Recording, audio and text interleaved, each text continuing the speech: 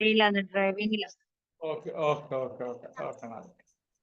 അപ്പോ പിന്നെ നമ്മള് മ്യൂച്വൽ ഫണ്ടിനെ പറ്റിയാണ് ഈ ഒരു ക്ലാസ്. മ്യൂച്വൽ ഫണ്ടിന്റെ സെഷൻസ് പിന്നെ പല കോളേജുകളിലും പിന്നെ സ്കൂളുകളിലൊക്കെ ടീച്ചേഴ്സിനൊക്കെ എടുക്കാൻ വേണ്ടി പോകുമ്പോൾ പലരും നമ്മളോട് ചോദിക്കുന്ന തിരിച്ചൊരു ചോദ്യമുണ്ട്. അതൊക്കെ വലിയ വലിയ ആൾക്കാർക്ക് വേണ്ടിയല്ലേ? പിന്നെ അതൊക്കെ നമ്മളെ സാധാരണക്കാർക്ക് പറ്റുന്ന സാധനമാണോ എന്നുള്ളൊരു ചോദ്യചിഹ്നമാണ്. പലരും ഈ മ്യൂച്വൽ ഫണ്ടോട് ഒരു വിമുഖത കാണിക്കുന്നത് പിന്നെ ആ ഒരു പ്രശ്നമാണ്. കാരണം അത് വലിയ ടീമിനാണ്, അതൊന്നും വലിയ വലിയ അതായത് അതില് പിന്നെ മാർക്കറ്റ് റിസ്കിന് പിന്നെ ഇതാണെന്നൊക്കെ മ്യൂച്വൽ ഫണ്ട് പറയുന്നത് കൊണ്ട് തന്നെ പലർക്കും മ്യൂച്വൽ ഫണ്ട് ഒരു ഡീൽ ചെയ്യാൻ തന്നെ പലർക്കും ഭയമാണ്. അങ്ങനെയൊക്കെ തോന്നിയിട്ടില്ലേ മാഡം? ഇന്ദിരാ മാം അങ്ങനെയൊക്കെ ഉണ്ടായിട്ടില്ലേ? മ്യൂച്വൽ ഫണ്ട് എന്ന് പറയുമ്പോൾ തന്നെ നമ്മൾ എന്താണ് പറയാറ്? വലിയ ടീമിന് വേണ്ടിയല്ലേ, അങ്ങനെ ഒരു പറയാറില്ലേ? നമ്മളിപ്പോ LICക്ക് ചെന്നാല് കൂടുതൽ മ്യൂച്വൽ ഫണ്ട് ഉണ്ട്, ഇതൊക്കെയാണ് ആൾക്കാർ പറയുന്നത്. അല്ല, പക്ഷേ മ്യൂച്വൽ ഫണ്ട് എന്ന് പറയുമ്പോ നമ്മൾ ഈ മ്യൂച്വൽ ഫണ്ടിന്റെ സംഭവമാണെന്ന് പറയുമ്പോൾ പലരും പറയുന്നത് എല്ലാവരും ഈ മൈസാറിനൊക്കെ അങ്ങനത്തെ ഒരു പ്രശ്നം ഉണ്ടായിട്ടില്ലേ? കാരണം ഇത് വലിയ ടീമിന് വേണ്ടിയല്ലേ, സാധാരണക്കാർക്ക് ഇതൊന്നും പിന്നെ പറഞ്ഞതല്ല എന്നുള്ളൊരു കൺസെപ്റ്റിലാണ് പൊതുവെ നമ്മൾ ഉപയോഗിക്കാറ്. ശരിക്കും പറഞ്ഞാല് ഇത് സാധാരണക്കാരന് പോലും ഇപ്പം നമ്മൾ ഈ വുമൺ എംപവർമെന്റിന്റെ ഭാഗമായിട്ടൊക്കെ പിന്നെ പലരും നമുക്ക് ഈ മ്യൂച്വൽ ഫണ്ടിന്റെ ക്ലാസ് എടുക്കാൻ വേണ്ടി തരാറുണ്ട് ഈ സ്കൂളുകളിൽ, പിന്നെ CBSE സ്കൂളിലെ ടീച്ചേഴ്സിന് അങ്ങനെയൊക്കെ. അപ്പൊ അവിടെയൊക്കെ നമ്മൾ പോയിട്ട് ക്ലാസ് എടുക്കുമ്പോൾ നമ്മൾ ആദ്യം പ്രിൻസിപ്പാളിനോട് ഇതിന്റെ ഒരു സംഭവം പറയുമ്പോൾ തന്നെ നമ്മളോട് പറയാറ് അത് വലിയ ടീമിനാണ്, നമുക്കൊന്നും പറ്റൂല എന്നുള്ളത്. പക്ഷേ നമ്മളൊരു ബാങ്കിൽ ഒരു റിക്കറിംഗ് ഡെപ്പോസിറ്റ് ചെയ്യുന്ന അതേപോലെ ഒരു മാസം ഒരു 500 രൂപ വെച്ചിട്ട് നമുക്കിത് സ്റ്റാർട്ട് ചെയ്യാം എന്നുള്ളതാണ് ഇതിന്റെ ഒരു സ്പെഷ്യാലിറ്റി എന്ന് പറയാം. അപ്പൊ ഞാനൊന്ന് പിന്നെ സ്ക്രീൻ ഷെയർ ചെയ്യാം. നമുക്ക് അങ്ങനെ സ്ക്രീൻ ഷെയർ ചെയ്തുകൊണ്ട് നമുക്ക് സംസാരിക്കാം.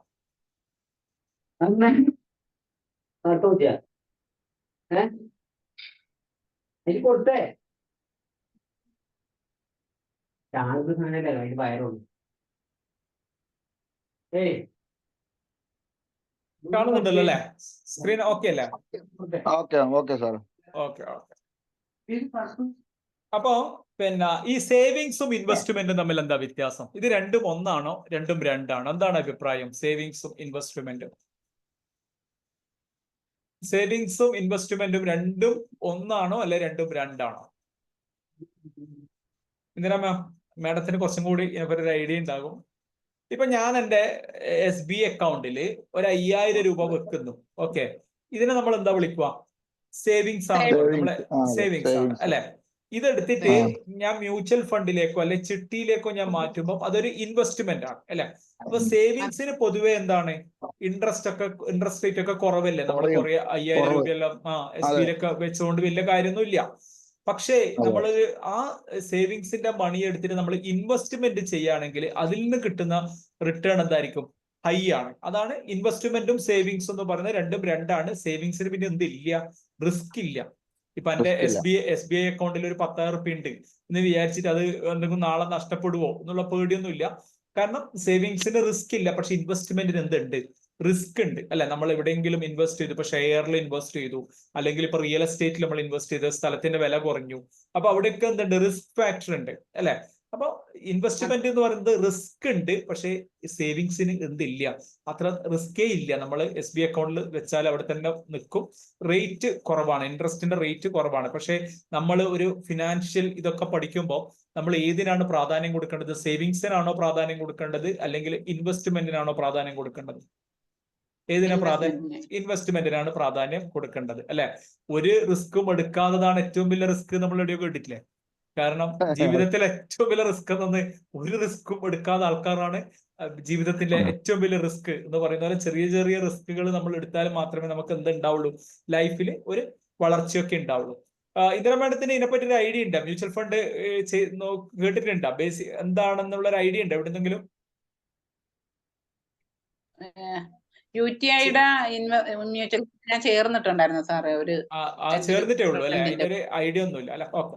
ഇനി നമ്മൾ ഫിനാൻഷ്യൽ പ്ലാനിങ് എന്ന് പറയുന്നുണ്ട് അല്ലെ? നമ്മൾ ഈ ഫിനാൻഷ്യൽ പ്ലാനിങ്ങിന്റെ ഭാഗമായിട്ടാണ് നമ്മൾ എന്ത് ചെയ്യുന്നത്? ഇൻവെസ്റ്റ്മെന്റും കാര്യങ്ങളൊക്കെ നടത്തുന്നത്. നമ്മൾ പിന്നെ ഇതറിയോ? ഫിനാൻഷ്യൽ ഫ്രീഡം എന്നുള്ള ഒരു കൺസെപ്റ്റ് കേട്ടിട്ടുണ്ടോ? എന്താണ് ഫിനാൻഷ്യൽ ഫ്രീഡം? ഫിനാൻഷ്യൽ പ്ലാനിങ്ങിന്റെ ഭാഗമായിട്ടാണ് നമ്മൾ പിന്നെ ഓരോ സ്ഥലത്തും ഫിനാൻഷ്യൽ പ്ലാനിങ് നടത്തുമ്പോൾ നമുക്ക് എന്ത് വേണം? ലക്ഷ്യങ്ങൾ വേണം, ഫിനാൻഷ്യൽ ഗോളുകൾ വേണം.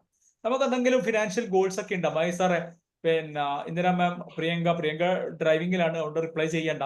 പിന്നെ നിങ്ങൾക്ക് എന്തെങ്കിലും ഫിനാൻഷ്യൽ ഗോൾസ് എന്തെങ്കിലും സെറ്റ് ചെയ്തിട്ടുണ്ടോ? എനിക്ക് 5 കൊല്ലം കൊണ്ട് ഇന്ന് ഇത്ര എമൗണ്ട് ഉണ്ടാക്കണം, അല്ലെങ്കിൽ മകളുടെ കല്യാണത്തിന്, അല്ലെങ്കിൽ മകന്റെ വിദ്യാഭ്യാസത്തിന് എനിക്ക് ഇത്ര ഫണ്ട് വേണം, വീടെടുക്കാൻ ഇത്ര ഫണ്ട് വേണം. മായി സാർക്ക് ഇപ്പൊ വീടൊക്കെ എടുക്കുന്നതാണ്, അപ്പൊ അതിനൊക്കെ എത്ര ചെലവാകും, അതിന് എന്തൊക്കെയാ, അങ്ങനെ എന്തെങ്കിലും നമ്മൾ ഫിനാൻഷ്യൽ ഗോളൊക്കെ നമ്മൾ സെറ്റ് ചെയ്തിട്ടുണ്ടോ?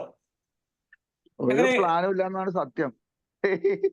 ഓക്കെ, ഇന്ദിര മേഡം ചെയ്യാറുണ്ടോ?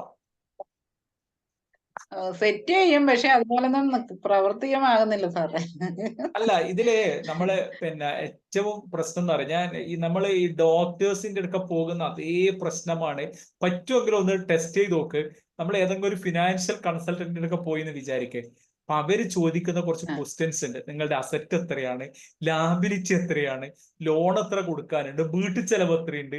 ഇതൊക്കെ കേൾക്കുമ്പോൾ പറയും കാരണം അതിലും ബെസ്റ്റ് ഡോക്ടേഴ്സിനൊക്കെ പോകുന്നതെന്ന് തോന്നുന്നു. കാരണം ശരിക്കും പറഞ്ഞാൽ നമ്മൾ ഇതിനെ പറ്റിയിട്ട് ഒരു ഇവാലുവേഷൻ നടത്തണം എന്നുള്ളതാണ് സത്യം.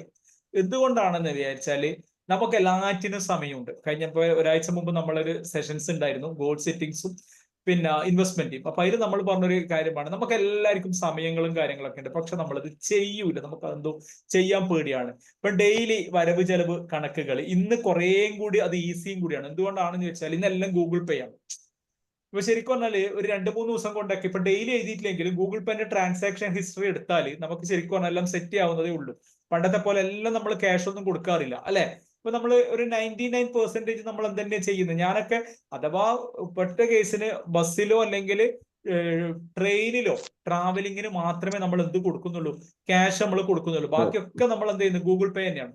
നമ്മൾ വിചാരിച്ചാൽ നമുക്ക് ഇന്നത്തെ കാലഘട്ടത്തിൽ വേണമെങ്കിൽ നമുക്ക് നമ്മൾ ഇവിടെ ഉള്ളതെന്നൊക്കെ നമുക്ക് അറിയാം, പക്ഷെ നമ്മളത് ചെയ്യൂല.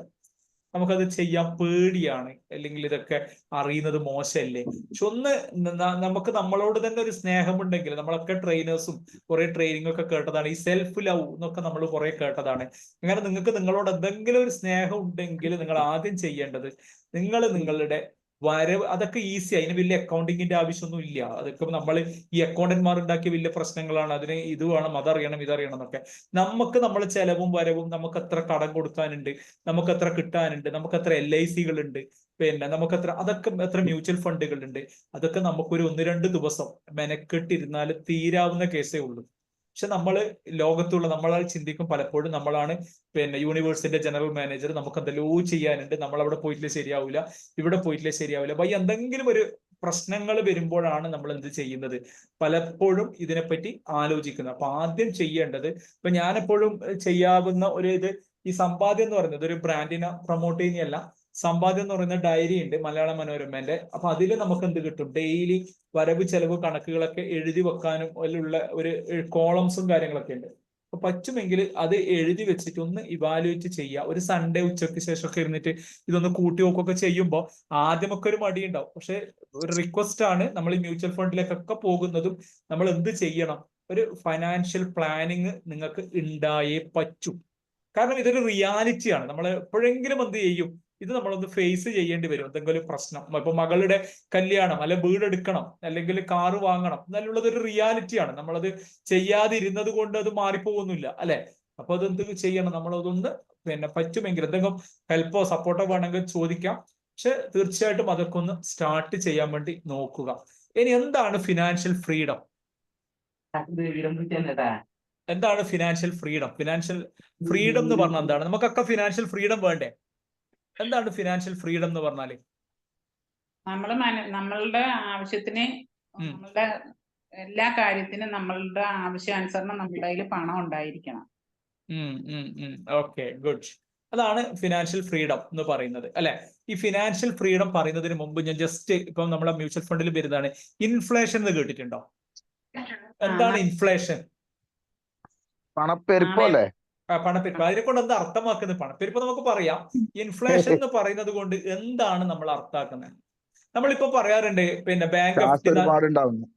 ബാങ്ക് ഫിക്സഡ് ഡെപ്പോസിറ്റ് നഷ്ടമാണ്, അത് നഷ്ടമാണ്, ഇത് നഷ്ടമാണ് എന്നൊക്കെ പറയാറുണ്ട്. ഈ ബാങ്ക് FD നഷ്ടമാണ് എന്ന് പറയാൻ എന്താ കാരണം? ഇൻട്രസ്റ്റ് റേറ്റ് കുറവായതുകൊണ്ട്. ഇൻട്രസ്റ്റ് റേറ്റ് കുറവായതുകൊണ്ട്. അത് കുറവ് എന്നുള്ളത് ഏതിനെയോ കമ്പയർ ചെയ്യുമ്പോൾ അതല്ല ഒന്ന് കുറവാന്ന് നമ്മൾ പറയുന്നത്. അപ്പൊ ഏതുമായിട്ടാണ് നമ്മൾ കമ്പയർ ചെയ്യുന്നത്? ഇപ്പം ഇന്ദിരാ മാം പറഞ്ഞോട് അത് കുറവ് ഇൻട്രസ്റ്റ് റേറ്റ്. അപ്പൊ നമ്മൾ ഏതിനെ ഒന്നും കമ്പയർ ചെയ്യുന്നില്ല, അതുകൊണ്ടല്ലേ നമ്മൾ കുറവ് എന്ന് പറയുന്നത്. കമ്പയർ ചെയ്യുമ്പോൾ അല്ല ഒരു കുറവ് വരുന്നത്. ഇപ്പം ഞാനൊരു എക്സാമ്പിൾ പറയാം. ഇപ്പൊ എന്റെ കയ്യിൽ ഒരു 1 lakh rupees ഉണ്ട് എന്ന് വിചാരിക്കും. 1 ലക്ഷം രൂപയുണ്ട്. അപ്പോ ഞാൻ വിചാരിക്കുന്നു SBI പോയിട്ട്, പയ്യന്നൂർ SBI പോയിട്ട് ഒരു 1 lakh rupees ഒരു വർഷത്തേക്ക് FD ഇടാന്ന് വിചാരിക്കുന്നു. അപ്പൊ അവർ ഒന്ന് 7% ഇൻട്രസ്റ്റ് എന്നൊക്കെ പറഞ്ഞു ഞാൻ അതിൽ FD ഇട്ടു. അപ്പോ ഞാൻ പിന്നെ FD ഇട്ട് ഞാൻ ഈ FD ഇടുന്നതിന് മുമ്പ് ഞാൻ പയ്യന്നൂരുള്ള മലബാർ ഗോൾഡ് പോയിട്ട് ഞാൻ ചോദിച്ചു ഈ 1 lakh rupees എത്ര സ്വർണം കിട്ടും എന്ന് ചോദിച്ചപ്പോൾ അവർ പറഞ്ഞു, ഇപ്പം സപ്പോസ് സ്വർണത്തിന്റെ വാല്യൂ കറക്റ്റ് അറിയാതുകൊണ്ട് ഞാൻ പറഞ്ഞു 2 പവൻ സ്വർണം കിട്ടുമെന്ന് പറയുന്നു 1 lakh. അപ്പൊ ഞാൻ ചിന്തിക്കുന്നു ഇന്ന് ഏതായാലും സ്വർണം വാങ്ങണ്ട, 1 കൊല്ലം കഴിഞ്ഞിട്ട് സ്വർണം വാങ്ങാം. ഇപ്പൊ ഞാൻ എന്ത് ചെയ്യാം, ഈ ഫണ്ട് എടുത്തിട്ട് SBI കൊണ്ടിടാം എന്ന് കരുതിയിട്ട് ഞാൻ SBI കൊണ്ടുപോയിട്ട് ആ 1 lakh ഞാൻ ഡെപ്പോസിറ്റ് ചെയ്തു. അപ്പൊ 1 lakh ഞാൻ ഡെപ്പോസിറ്റ് ചെയ്ത് 1 വർഷം കഴിഞ്ഞ് ഞാൻ പിന്നെ ബാങ്കിൽ നിന്ന് വിഡ്രോ ചെയ്യുമ്പോൾ എനിക്ക് 1,07,000 ആണ് കിട്ടിയത്. സപ്പോസ് അത്രയൊന്നും ഇപ്പൊ ഇല്ല, എന്നാലും 1,07,000 ആണ് കിട്ടിയതെന്ന് കരുതും. അതെടുത്തിട്ട് ഞാൻ അതേ 1 കൊല്ലം മുമ്പ് പോയി അതേ മലബാർ ഗോൾഡ് പോയിട്ട് ഞാൻ പറയുന്നു അന്ന് നോക്കി വെച്ച സ്വർണ്ണമില്ല 2 പവന്റെ, അതൊന്ന് തരണം എന്ന് പറഞ്ഞാൽ അവര് പറയും ഇപ്പൊ അതിന് 1,12,000 തരണം, അല്ലെ 13,000 തരണം എന്നൊക്കെ പറയും. അപ്പോ ശരിക്കും പറഞ്ഞാല് അന്ന് എനിക്ക് 1 വർഷം മുമ്പ് ആ 1 ലക്ഷം രൂപേനെ കൊണ്ട് എനിക്ക് സ്വർണം വാങ്ങാൻ പറ്റിയ സാധനം ഈ 1 ലക്ഷം ഞാൻ ഒന്നും ചെയ്തിട്ടില്ല, ഒരു ചായ പോലും ഇതിനകത്ത് കുടിച്ചിട്ടില്ല. സെയിം പൈസ ഞാൻ എന്ത് ചെയ്തു, SBI കൊണ്ടിട്ടു. അല്ലെങ്കിൽ ഏത് SBI ഒരു എക്സാമ്പിൾ പറഞ്ഞേ ഉള്ളൂ, ഏത് ബാങ്കിലായാലും അവിടെ കൊണ്ടിട്ടു. അത് നേരെ വിഡ്രോ ചെയ്തിട്ട് ഓട്ടോന്റെ കാശും കൂടി ഞാൻ വേറെ പൈസ എടുത്തിട്ടാണ് കൊടുത്തത്. ഈ പൈസ അങ്ങനെ എടുത്തിട്ട് ഞാൻ മലബാർ ഗോൾഡ് പോയിട്ട് അന്ന് വാങ്ങിയ സ്വർണം ഞാൻ വാങ്ങാൻ വേണ്ടി പോകുമ്പോൾ മലബാർ പറയുന്നത് ഇനിയും എത്ര പൈസ വേണം, ഒരു 5,000 രൂപ കൂട്ടി തന്നാലേ നിങ്ങൾക്ക് എന്ത് ചെയ്യാൻ വേണ്ടി പറ്റുള്ളൂ, അന്ന് നോക്കി വെച്ച സ്വർണം വാങ്ങാൻ വേണ്ടി പറ്റുള്ളൂ. ഇപ്പോഴാണ് ഇന്ദിരാ മാഡം പറഞ്ഞ കറക്റ്റ് ആക്കുന്നത്. ആ FDന്റെ ഇൻട്രസ്റ്റ് കുറവായിരുന്നു. കാരണം 1 ലക്ഷത്തിന് ഇവിടെ മാറ്റം വരുന്നില്ല അല്ലെ. പിന്നെ ഞാൻ ബാങ്കിൽ FD ഇടുമ്പോഴായാലും ആ സ്വർണം വാങ്ങുമ്പോൾ ആ 1 വർഷം മുമ്പ് എനിക്ക് 2 ഓക്കെ ആയിരുന്നു, സ്വർണം എനിക്ക് 2 പവൻ വാങ്ങാൻ പറ്റുമായിരുന്നു. പക്ഷെ ഇന്ന് അതേ 1 ലക്ഷം 1 വർഷം കഴിഞ്ഞിട്ട് ബാങ്ക് FD ഇട്ടപ്പോൾ 1,07,000 ആയി.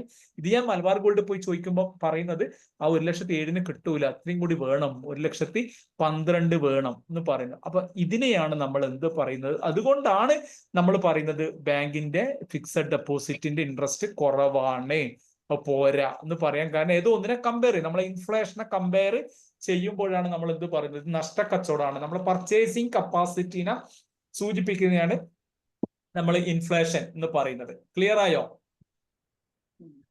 ക്ലിയർ ആയോ ഇന്ദിരാ മാം? പണ്ട് എൻ്റെ ഒരു ഫ്രണ്ട് ഉണ്ടായിരുന്നു, അവര് ഒരു പ്രാവശ്യം പറഞ്ഞ് ഈ അവരുടെ ആക്റ്റീവേന്റെ പിന്നെ പെട്രോള് 300 ഞാൻ എവിടെയോ പറഞ്ഞിട്ടുണ്ട് തോന്നുന്നു, 300 rupees അടിച്ചപ്പോ ആക്റ്റീവയില് ഇത് ഫുള്ളായിരുന്നു. ഓക്കെ, അത് കഴിഞ്ഞ് അവരൊരു 3-5-6 മാസം ഫുള്ളായിട്ട് ടാങ്കിൽ അടിച്ചില്ല പെട്രോള്. ഒരു 6 മാസം കഴിഞ്ഞിട്ട് ആദ്യം ഫുൾ അടിക്കുമ്പോൾ 300 രൂപക്ക് പറ്റിയിട്ടില്ല. എത്ര പൈസക്കേ ചെയ്യാൻ പറ്റിയിട്ടുള്ളൂ, 300 പകരം 340 രൂപ കൊടുക്കേണ്ടി വന്നു. അപ്പൊ അവര് ശരിക്കും ചിന്തിച്ചത് ആക്റ്റീവേന്റെ ടാങ്ക് വലുതായതാണോ എന്നുള്ള കൺസെപ്റ്റ് ആയിരുന്നു ചിന്തിച്ചത്. പക്ഷെ ആക്ച്വലി ടാങ്ക് വലുതായതല്ല, അതിന്റെ അന്ന് 300 രൂപക്ക് വാങ്ങാൻ പറ്റിയ സാധനം ഇന്ന് എത്ര രൂപക്കേ വാങ്ങാൻ പറ്റൂ, 340 rupees. അതാണ് നമ്മൾ എന്ത് വിളിക്കുന്നത്, ഇൻഫ്ലേഷൻ എന്ന് പറയുന്നത്. അപ്പൊ നമ്മൾ ഇൻവെസ്റ്റ്മെന്റ് ചെയ്യുമ്പോൾ, അതായത് നമ്മൾ ഈ ഫൈനാൻഷ്യൽ ഫ്രീഡം എന്നൊക്കെ പറയുമ്പോൾ അതിന്റെ ഫൈനാൻഷ്യൽ ഫ്രീഡത്തിന്റെ ലളിതമായ അർത്ഥം എന്താണെന്ന് വെച്ചാൽ, ഇന്ന് എനിക്ക് 42 ഇയേഴ്സ് ആണ്. ഒരു ചിലപ്പോൾ മാക്സിമം നമുക്ക് എത്ര വരെ വർക്ക് ചെയ്യാൻ വേണ്ടി പറ്റും, ഒരു 20 വർഷം വരെ നമുക്ക് ആക്റ്റീവ് ഇൻകം ജനറേറ്റ് ചെയ്യാൻ വേണ്ടി പറ്റും അല്ലെ. അത് കഴിഞ്ഞാൽ നമുക്ക് എന്ത് ചെയ്യാൻ വേണ്ടി പറ്റും, നമുക്ക് ജോലിക്കൊന്നും പോകാനൊന്നും പറ്റൂല. നമ്മൾ മിക്കവാറും എന്ത് ചെയ്യേണ്ടി വരും, പിന്നെ ഇന്ന് മക്കളോടൊരു പീസ് കേക്ക് ചോദിച്ചാൽ അവർ തരാറില്ല. അപ്പൊ ഈ മക്കളിൽ നിന്ന് നമുക്ക് എന്ത് ചെയ്യാൻ വേണ്ടി പറ്റൂല, വയസ്സാം കാലത്ത് ഡിപ്പെൻഡ് ചെയ്യാതെ ആരും പറഞ്ഞിട്ട് കാര്യമില്ല. കാരണം പോക്ക് അങ്ങനെയാണ്. പിന്നെ ഈ ഒരു സമൂഹത്തിന്റെ അല്ലെ അടുത്ത ജനറേഷൻ എത്രത്തോളം പിന്നെ എല്ലാവരും നോക്കുന്നുള്ളത് അവരെ പറഞ്ഞിട്ട് കാര്യമില്ല, നമ്മുടെ സമൂഹത്തിന്റെ ചുറ്റുപാട് അങ്ങനെയാണ്.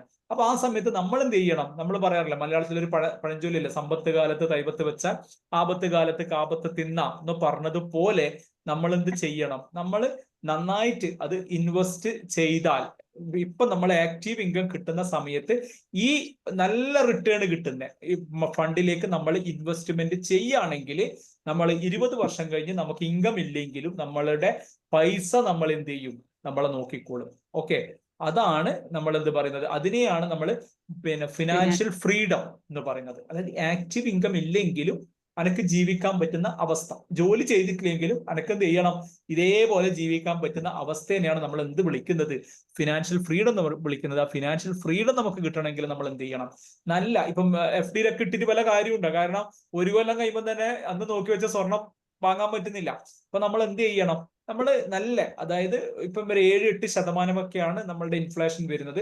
അതിനെ ബീറ്റ് ചെയ്യുന്ന വിധത്തിൽ ഒരു 12% റിട്ടേൺ കിട്ടുന്ന ഇൻവെസ്റ്റ്മെന്റുകളിൽ നമ്മൾ എന്ത് ചെയ്യണം, ഇൻവെസ്റ്റ് ചെയ്താൽ മാത്രമേ ഒരു 20 വയസ്സൊക്കെ കഴിഞ്ഞ് 20 വർഷമൊക്കെ കഴിയുമ്പോൾ നമുക്ക് എന്ത് ചെയ്യാൻ വേണ്ടി പറ്റുള്ളൂ, ഇതേപോലെ നമുക്ക് ജീവിക്കാൻ വേണ്ടി പറ്റുള്ളൂ. അല്ലെ, ഇന്ന് നമുക്ക് 40,000 രൂപ ചെലവുണ്ടെന്ന് വിചാരിക്കും.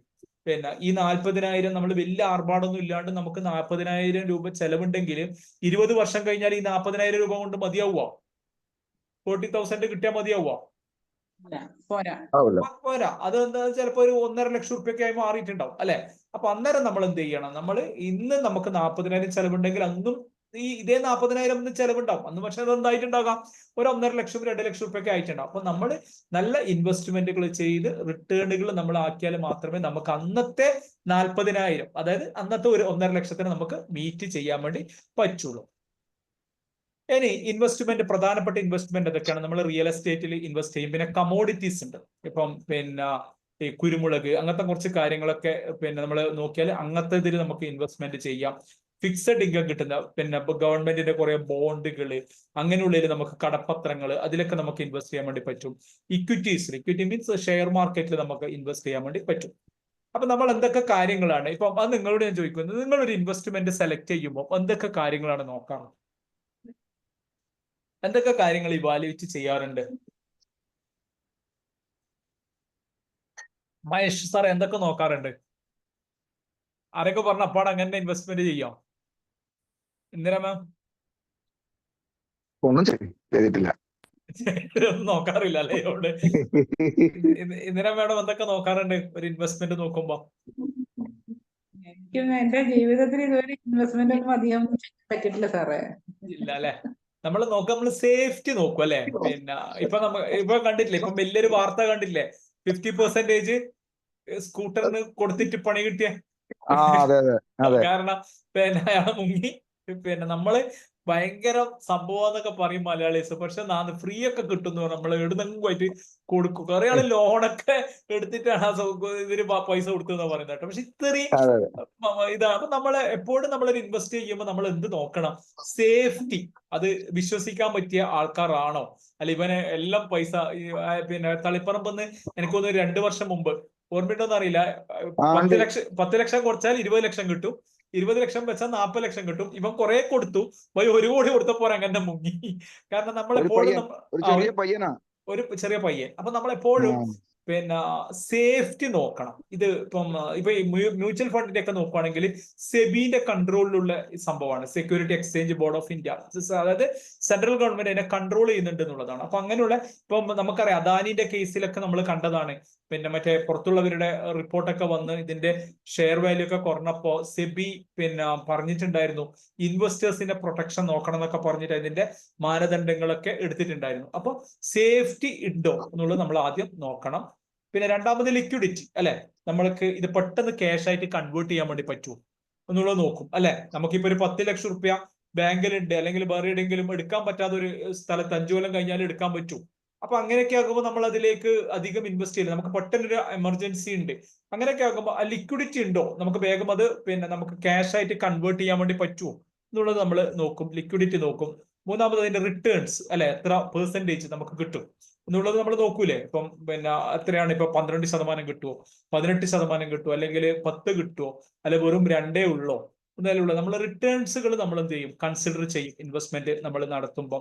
അതിന് ടിക്കറ്റ് സൈസ്, എത്ര പൈസ നമ്മൾ കൊടുക്കണം, 500 രൂപക്ക് കിട്ടുമോ, അല്ലെങ്കിൽ ചിലത് പറയും മിനിമം നിങ്ങൾ 10,000 ചെയ്യണം, അല്ലെങ്കിൽ അത് എത്രയാണ്, ചെറിയ ടിക്കറ്റ് സൈസ് ഉള്ള സാധനങ്ങൾ ഉണ്ടോ, ഇതൊക്കെ നമ്മൾ മെയിൻ ആയിട്ട് നോക്കും. ഇപ്പൊ ഇത്രയാണ് ടാക്സബിലിറ്റി ഓഫ് ഇൻകം അല്ലെ.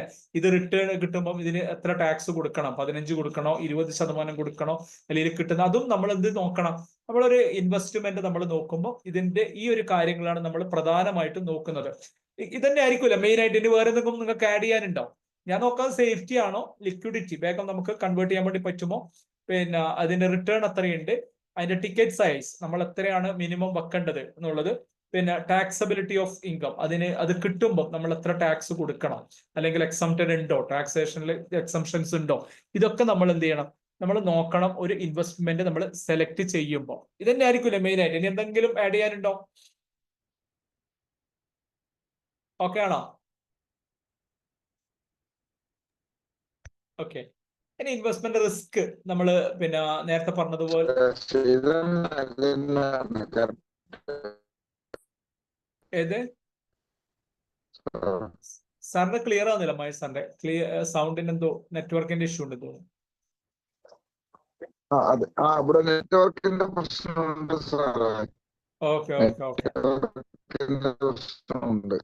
Okay okay. അപ്പൊ ഇനി നമ്മള് പിന്നീട് നമ്മൾ നോക്കുന്നത് ഇൻഫ്ലേഷൻ റിസ്ക്. അതായത് ഇൻഫ്ലേഷൻ റിസ്ക് എന്ന് പറഞ്ഞാൽ നമ്മളെ ഇൻഫ്ലേഷനെ ബീറ്റ് ചെയ്യുന്ന വിധത്തിൽ നമുക്ക് റിട്ടേൺസ് കിട്ടുന്നുണ്ട്. നമ്മളിപ്പോ FD നമ്മൾ നേരത്തെ നോക്കുമ്പോൾ നമ്മൾ കണ്ടു, പിന്നെ FD എന്താണ്, ആ ഇൻഫ്ലേഷൻ ഒന്നും ബീറ്റ് ചെയ്യുന്നില്ല, നമുക്കത് സാധനങ്ങളൊന്നും വാങ്ങാൻ പറ്റുന്നില്ല. അപ്പൊ അങ്ങനെയുള്ള റിസ്കുകൾ നമ്മൾ കൺസിഡർ ചെയ്യണം. ലിക്വിഡിറ്റി നമ്മൾ നേരത്തെ പറഞ്ഞതുപോലെ മാർക്കറ്റ് റിസ്ക്, ഇൻട്രസ്റ്റ് റേറ്റ്. അപ്പൊ നമ്മളിത് ഓൾറെഡി ഡിസ്കസ് ചെയ്ത് തന്നെയാണ്. ഇതൊക്കെയാണ് പ്രധാനപ്പെട്ടിട്ടുള്ള ഇൻവെസ്റ്റ്മെന്റ് റിസ്കുകൾ എന്ന് പറയുന്നത്. നമ്മൾ എന്തൊക്കെ കാര്യങ്ങളാണ് ഇൻവെസ്റ്റ് ചെയ്യുമ്പോൾ നോക്കുന്നത് അത് തന്നെയാണ് എന്തെന്ന് ഇൻവെസ്റ്റ്മെന്റ് റിസ്കുകൾ എന്ന് പറഞ്ഞാൽ. പിന്നെ നമ്മളുടെ പോയിന്റിലേക്ക് വരാം, മ്യൂച്വൽ ഫണ്ട്സ് എന്നുള്ള അതാണ് നമ്മളുടെ ഡിസ്കഷൻ. പിന്നെ ഈ മ്യൂച്വൽ ഫണ്ടും നമ്മൾ ഷെയർസിലും ഇൻവെസ്റ്റ് ചെയ്യുന്ന ഇത് രണ്ടും തമ്മിൽ എന്താണ് വ്യത്യാസം? മ്യൂച്വൽ ഫണ്ടും ഷെയർസിൽ ഇൻവെസ്റ്റ് ചെയ്യുന്നതും രണ്ടും ഒന്നാണോ അല്ലെ രണ്ടും രണ്ടാണോ? എന്താണ് അഭിപ്രായം?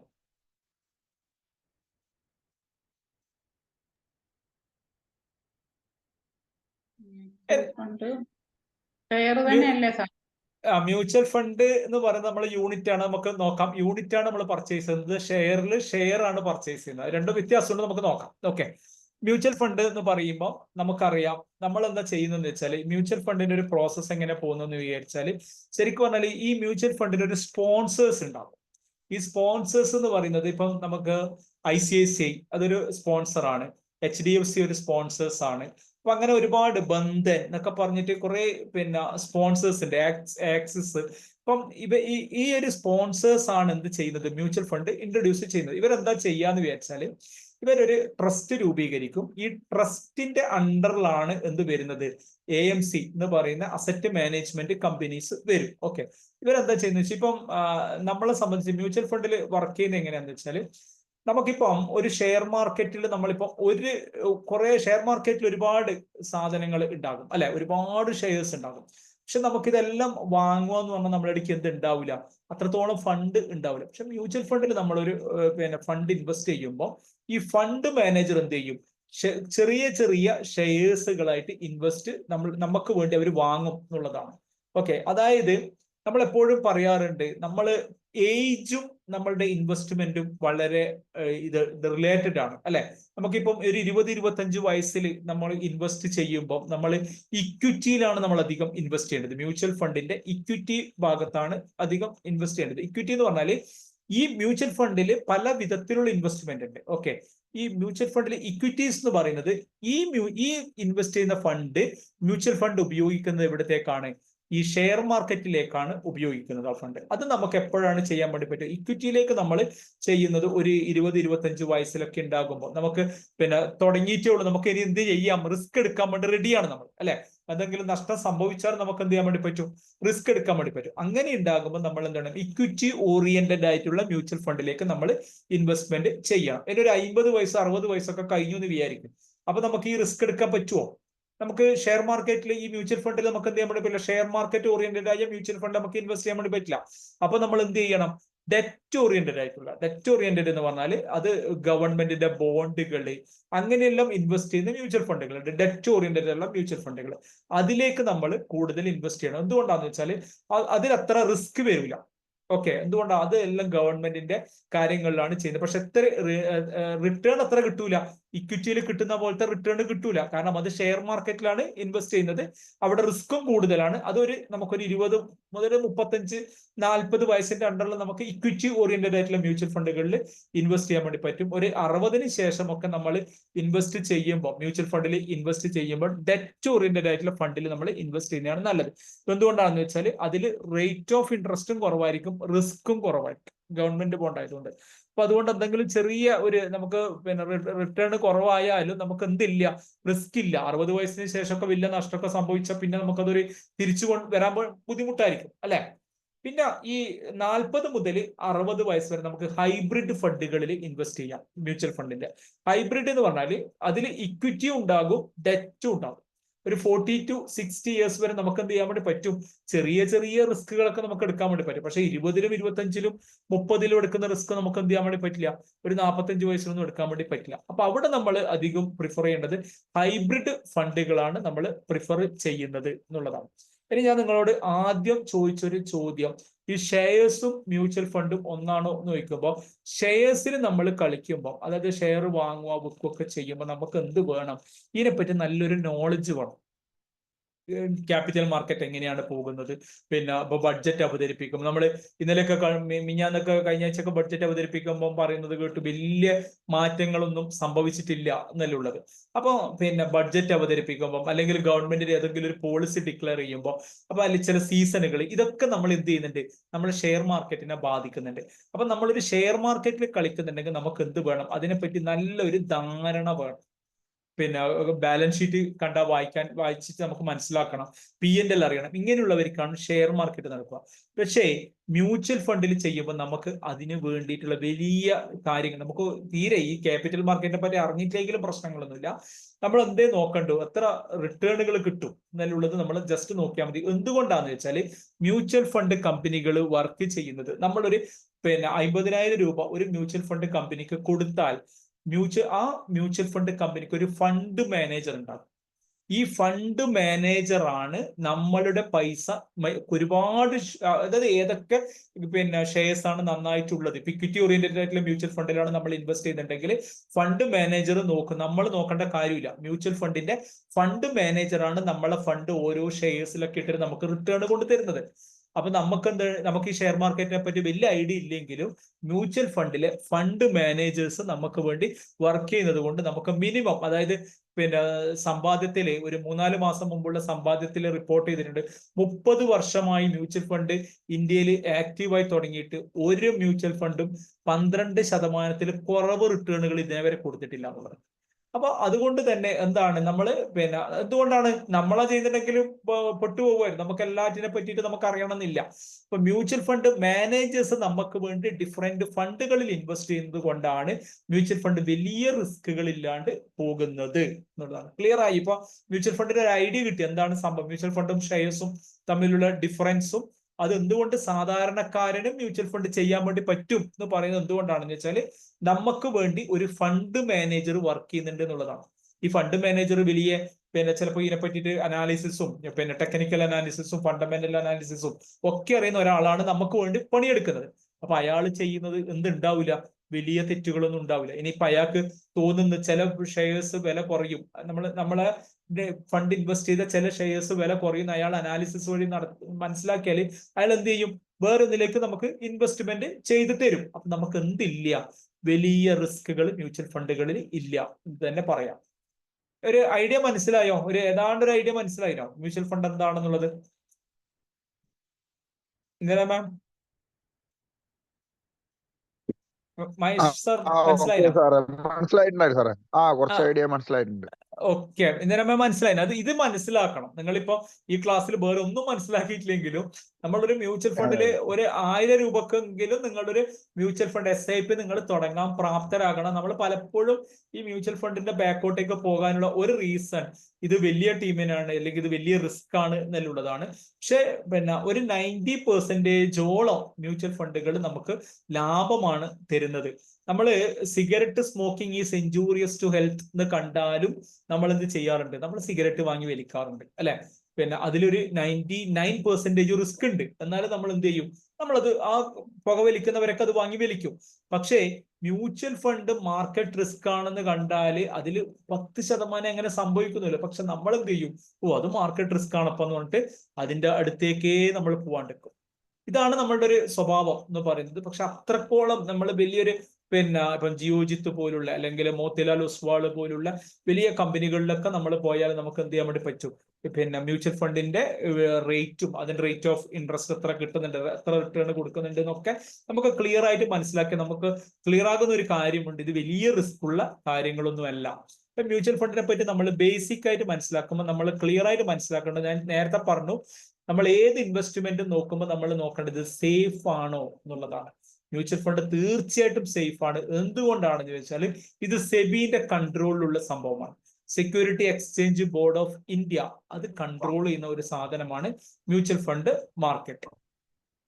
ഇനി AMC ഉണ്ട്, അതിന്റെ അണ്ടറിൽ അസറ്റ് മാനേജ്മെന്റ് കമ്പനീസ് ഉണ്ട്. ഇപ്പം ഒരുപാട് ICICI പ്രൊഡൻഷ്യൽ അങ്ങനെയുള്ള ഒരുപാട് അസറ്റ് മാനേജ്മെന്റ് കമ്പനീസ് കൂടിയാണ് നമ്മൾ എന്ത് ചെയ്യുന്നത്, നമ്മൾ ബജാജിന്റെ അങ്ങനെയൊക്കെ AMC വഴിയാണ് മ്യൂച്വൽ ഫണ്ട് നമ്മൾ അടുക്ക് എത്തുന്നത്, സാധാരണക്കാരൻ്റെ അടുക്ക എത്തുന്നത്. ഇനി കോമ്പൗണ്ട് ഇൻട്രസ്റ്റ് ആണ് എന്നുള്ളതാണ് മ്യൂച്വൽ ഫണ്ടിന്റെ ഏറ്റവും വലിയൊരു സ്പെഷ്യാലിറ്റി. എന്താണ് കോമ്പൗണ്ട് ഇൻട്രസ്റ്റ്? കോമ്പൗണ്ട് ഇൻട്രസ്റ്റ് എന്ന് കേട്ടിട്ടുണ്ടോ മ്യൂച്വൽ ഫണ്ട്? കാരണം ഇതിനെയാണ് ഐൻസ്റ്റീൻ പറഞ്ഞിട്ടുള്ളത് ലോകത്തിന്റെ 8ാമത്തെ അത്ഭുതമാണ് കോമ്പൗണ്ട് ഇൻട്രസ്റ്റ് എന്നുള്ളത്. എന്താണ് കോമ്പൗണ്ട് ഇൻട്രസ്റ്റ്? വല്ല ഐഡിയ? പലിശയ്ക്ക് പലിശ കിട്ടും. പലിശക്ക് പലിശ, അതാണ് ഈ മ്യൂച്വൽ ഫണ്ടിന്റെ വലിയൊരു കാര്യം. അപ്പൊ മ്യൂച്വൽ ഫണ്ട് ഒരിക്കലും എന്ത് ചെയ്യാൻ വേണ്ടി പാടില്ല, ഒരു കൊല്ലത്തേക്കോ 2 കൊല്ലത്തേക്കോ ഒന്നും മാത്രമേ വെക്കാൻ വേണ്ടി പാടില്ല. ഞാൻ എങ്ങനെ ഈ മ്യൂച്വൽ ഫണ്ടിൽ വന്നതെന്ന് വെച്ചാല്, ഇപ്പം ഒരു കോവിഡിന് മുമ്പ് വരെ എനിക്കും ഇതിനെപ്പറ്റി വലിയ ഐഡിയ ഒന്നും ഉണ്ടായിട്ടില്ല. നമ്മളിപ്പോ പലരും വിചാരം അക്കൗണ്ട്സും ഇതൊക്കെ ഒന്നാണ്. പക്ഷെ അക്കൗണ്ട്സും ഈ മണി മാനേജ്മെന്റ് ഒക്കെ എല്ലാം സെപ്പറേറ്റ് ആണ്. അക്കൗണ്ട്സിൽ നമ്മൾ ടാക്സേഷനും അക്കൗണ്ടിങ് ഒക്കെ ചെയ്യുന്നു എന്നല്ലാണ്ട് നമുക്ക് ഈ ഫൈനാൻഷ്യൽ മണി മാർക്കറ്റിനെ പറ്റി വലിയ ഐഡിയ ഒന്നുമില്ല. അപ്പോ ഞാൻ ഈ മ്യൂച്വൽ ഫണ്ടിന് എനക്കൊരു ഇൻട്രസ്റ്റ് കയറാൻ, അതുകൊണ്ടാണ് ഇപ്പം മ്യൂച്വൽ ഫണ്ടിനെ പറ്റി പഠിക്കലും അതൊക്കെ ഞാൻ ഉണ്ടാകാനുള്ളൊരു റീസൺ എന്താണെന്ന് വെച്ചാൽ, ഞാൻ കോവിഡിന് മുമ്പ് എനിക്കൊന്ന് 2019 ആ ഒരു കാലഘട്ടങ്ങളിൽ ഞാനൊരു ഫണ്ടിലേക്ക് ആക്സിസ് ഗ്രോത്ത് ഫണ്ട് എന്ന് പറഞ്ഞൊരു ഫണ്ടിലേക്ക് ഞാൻ മാസം ഒരു 2000 രൂപ വെച്ചിട്ട് ഞാൻ ഇൻവെസ്റ്റ് ചെയ്തിട്ടുണ്ടായിരുന്നു. അത് എനിക്ക് തോന്നുന്നൊരു 1-2 വർഷം കഴിഞ്ഞപ്പോ ഇതിൽ സംഭവിച്ചെന്താന്ന് വെച്ചാൽ, ഞാൻ ഈ ഫണ്ടിലേക്ക് ഇൻവെസ്റ്റ് ചെയ്യുന്നത് ബാങ്ക് ഓഫ് ബറോഡന്റെ അക്കൗണ്ട് വഴിയാണ്.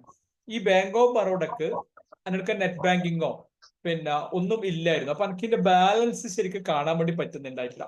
അപ്പൊ ഞാൻ ഈ മ്യൂച്വൽ ഫണ്ട് കമ്പനിക്ക് ഞാൻ എന്ത് ചെയ്തു, ഞാൻ ഈ ബാങ്ക് ഓഫ് ബറോഡന്റെ ചെക്കാണ് കൊടുത്തത്. അതിലെത്ര 60, 65 അങ്ങനെ എത്രയോ ഇതാണ്. അതിൽ വേറെയും കാര്യങ്ങളൊക്കെ പോകുന്നുണ്ട്, ചെലവുകളൊക്കെ.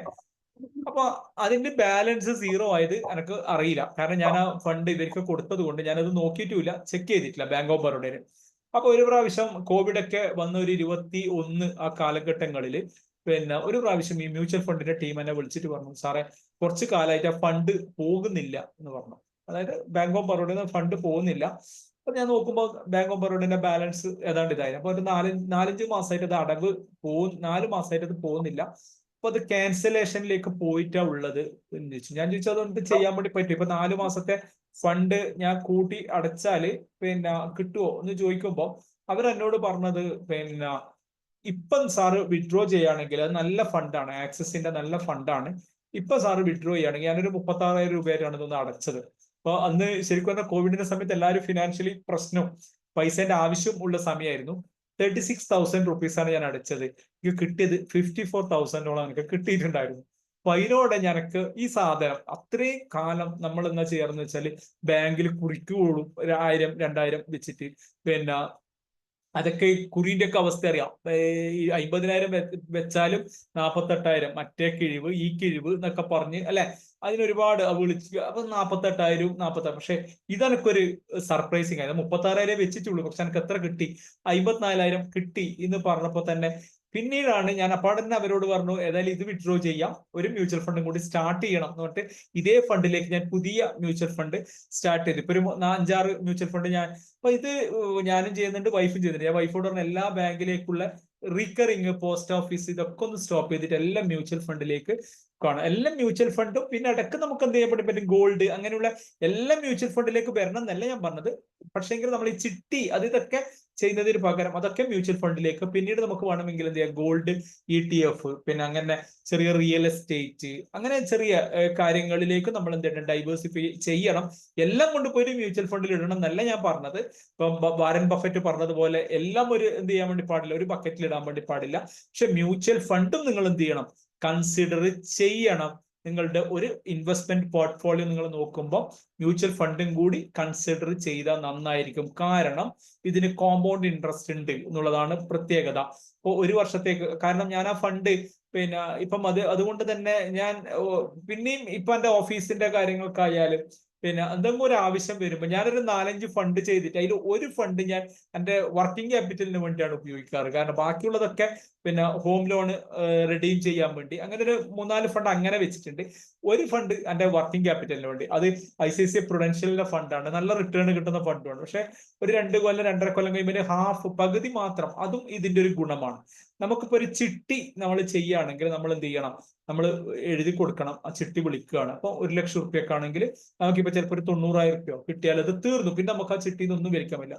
പക്ഷെ ഈ മ്യൂച്വൽ ഫണ്ടിന്റെ ഒരു ഗുണം എന്താണെന്ന് വെച്ചാൽ, ഇപ്പൊ എനിക്കൊരു 50,000 രൂപയാണ് റിക്വയർമെന്റ് എന്ന് വിചാരിക്കും. 50,000 രൂപ റിക്വയർമെന്റ് ഞാൻ മ്യൂച്വൽ ഫണ്ട് നോക്കുമ്പോൾ എനിക്കൊരു 1 lakh rupees എൻ്റെ അടുത്ത് ഫണ്ട് ഉണ്ട്.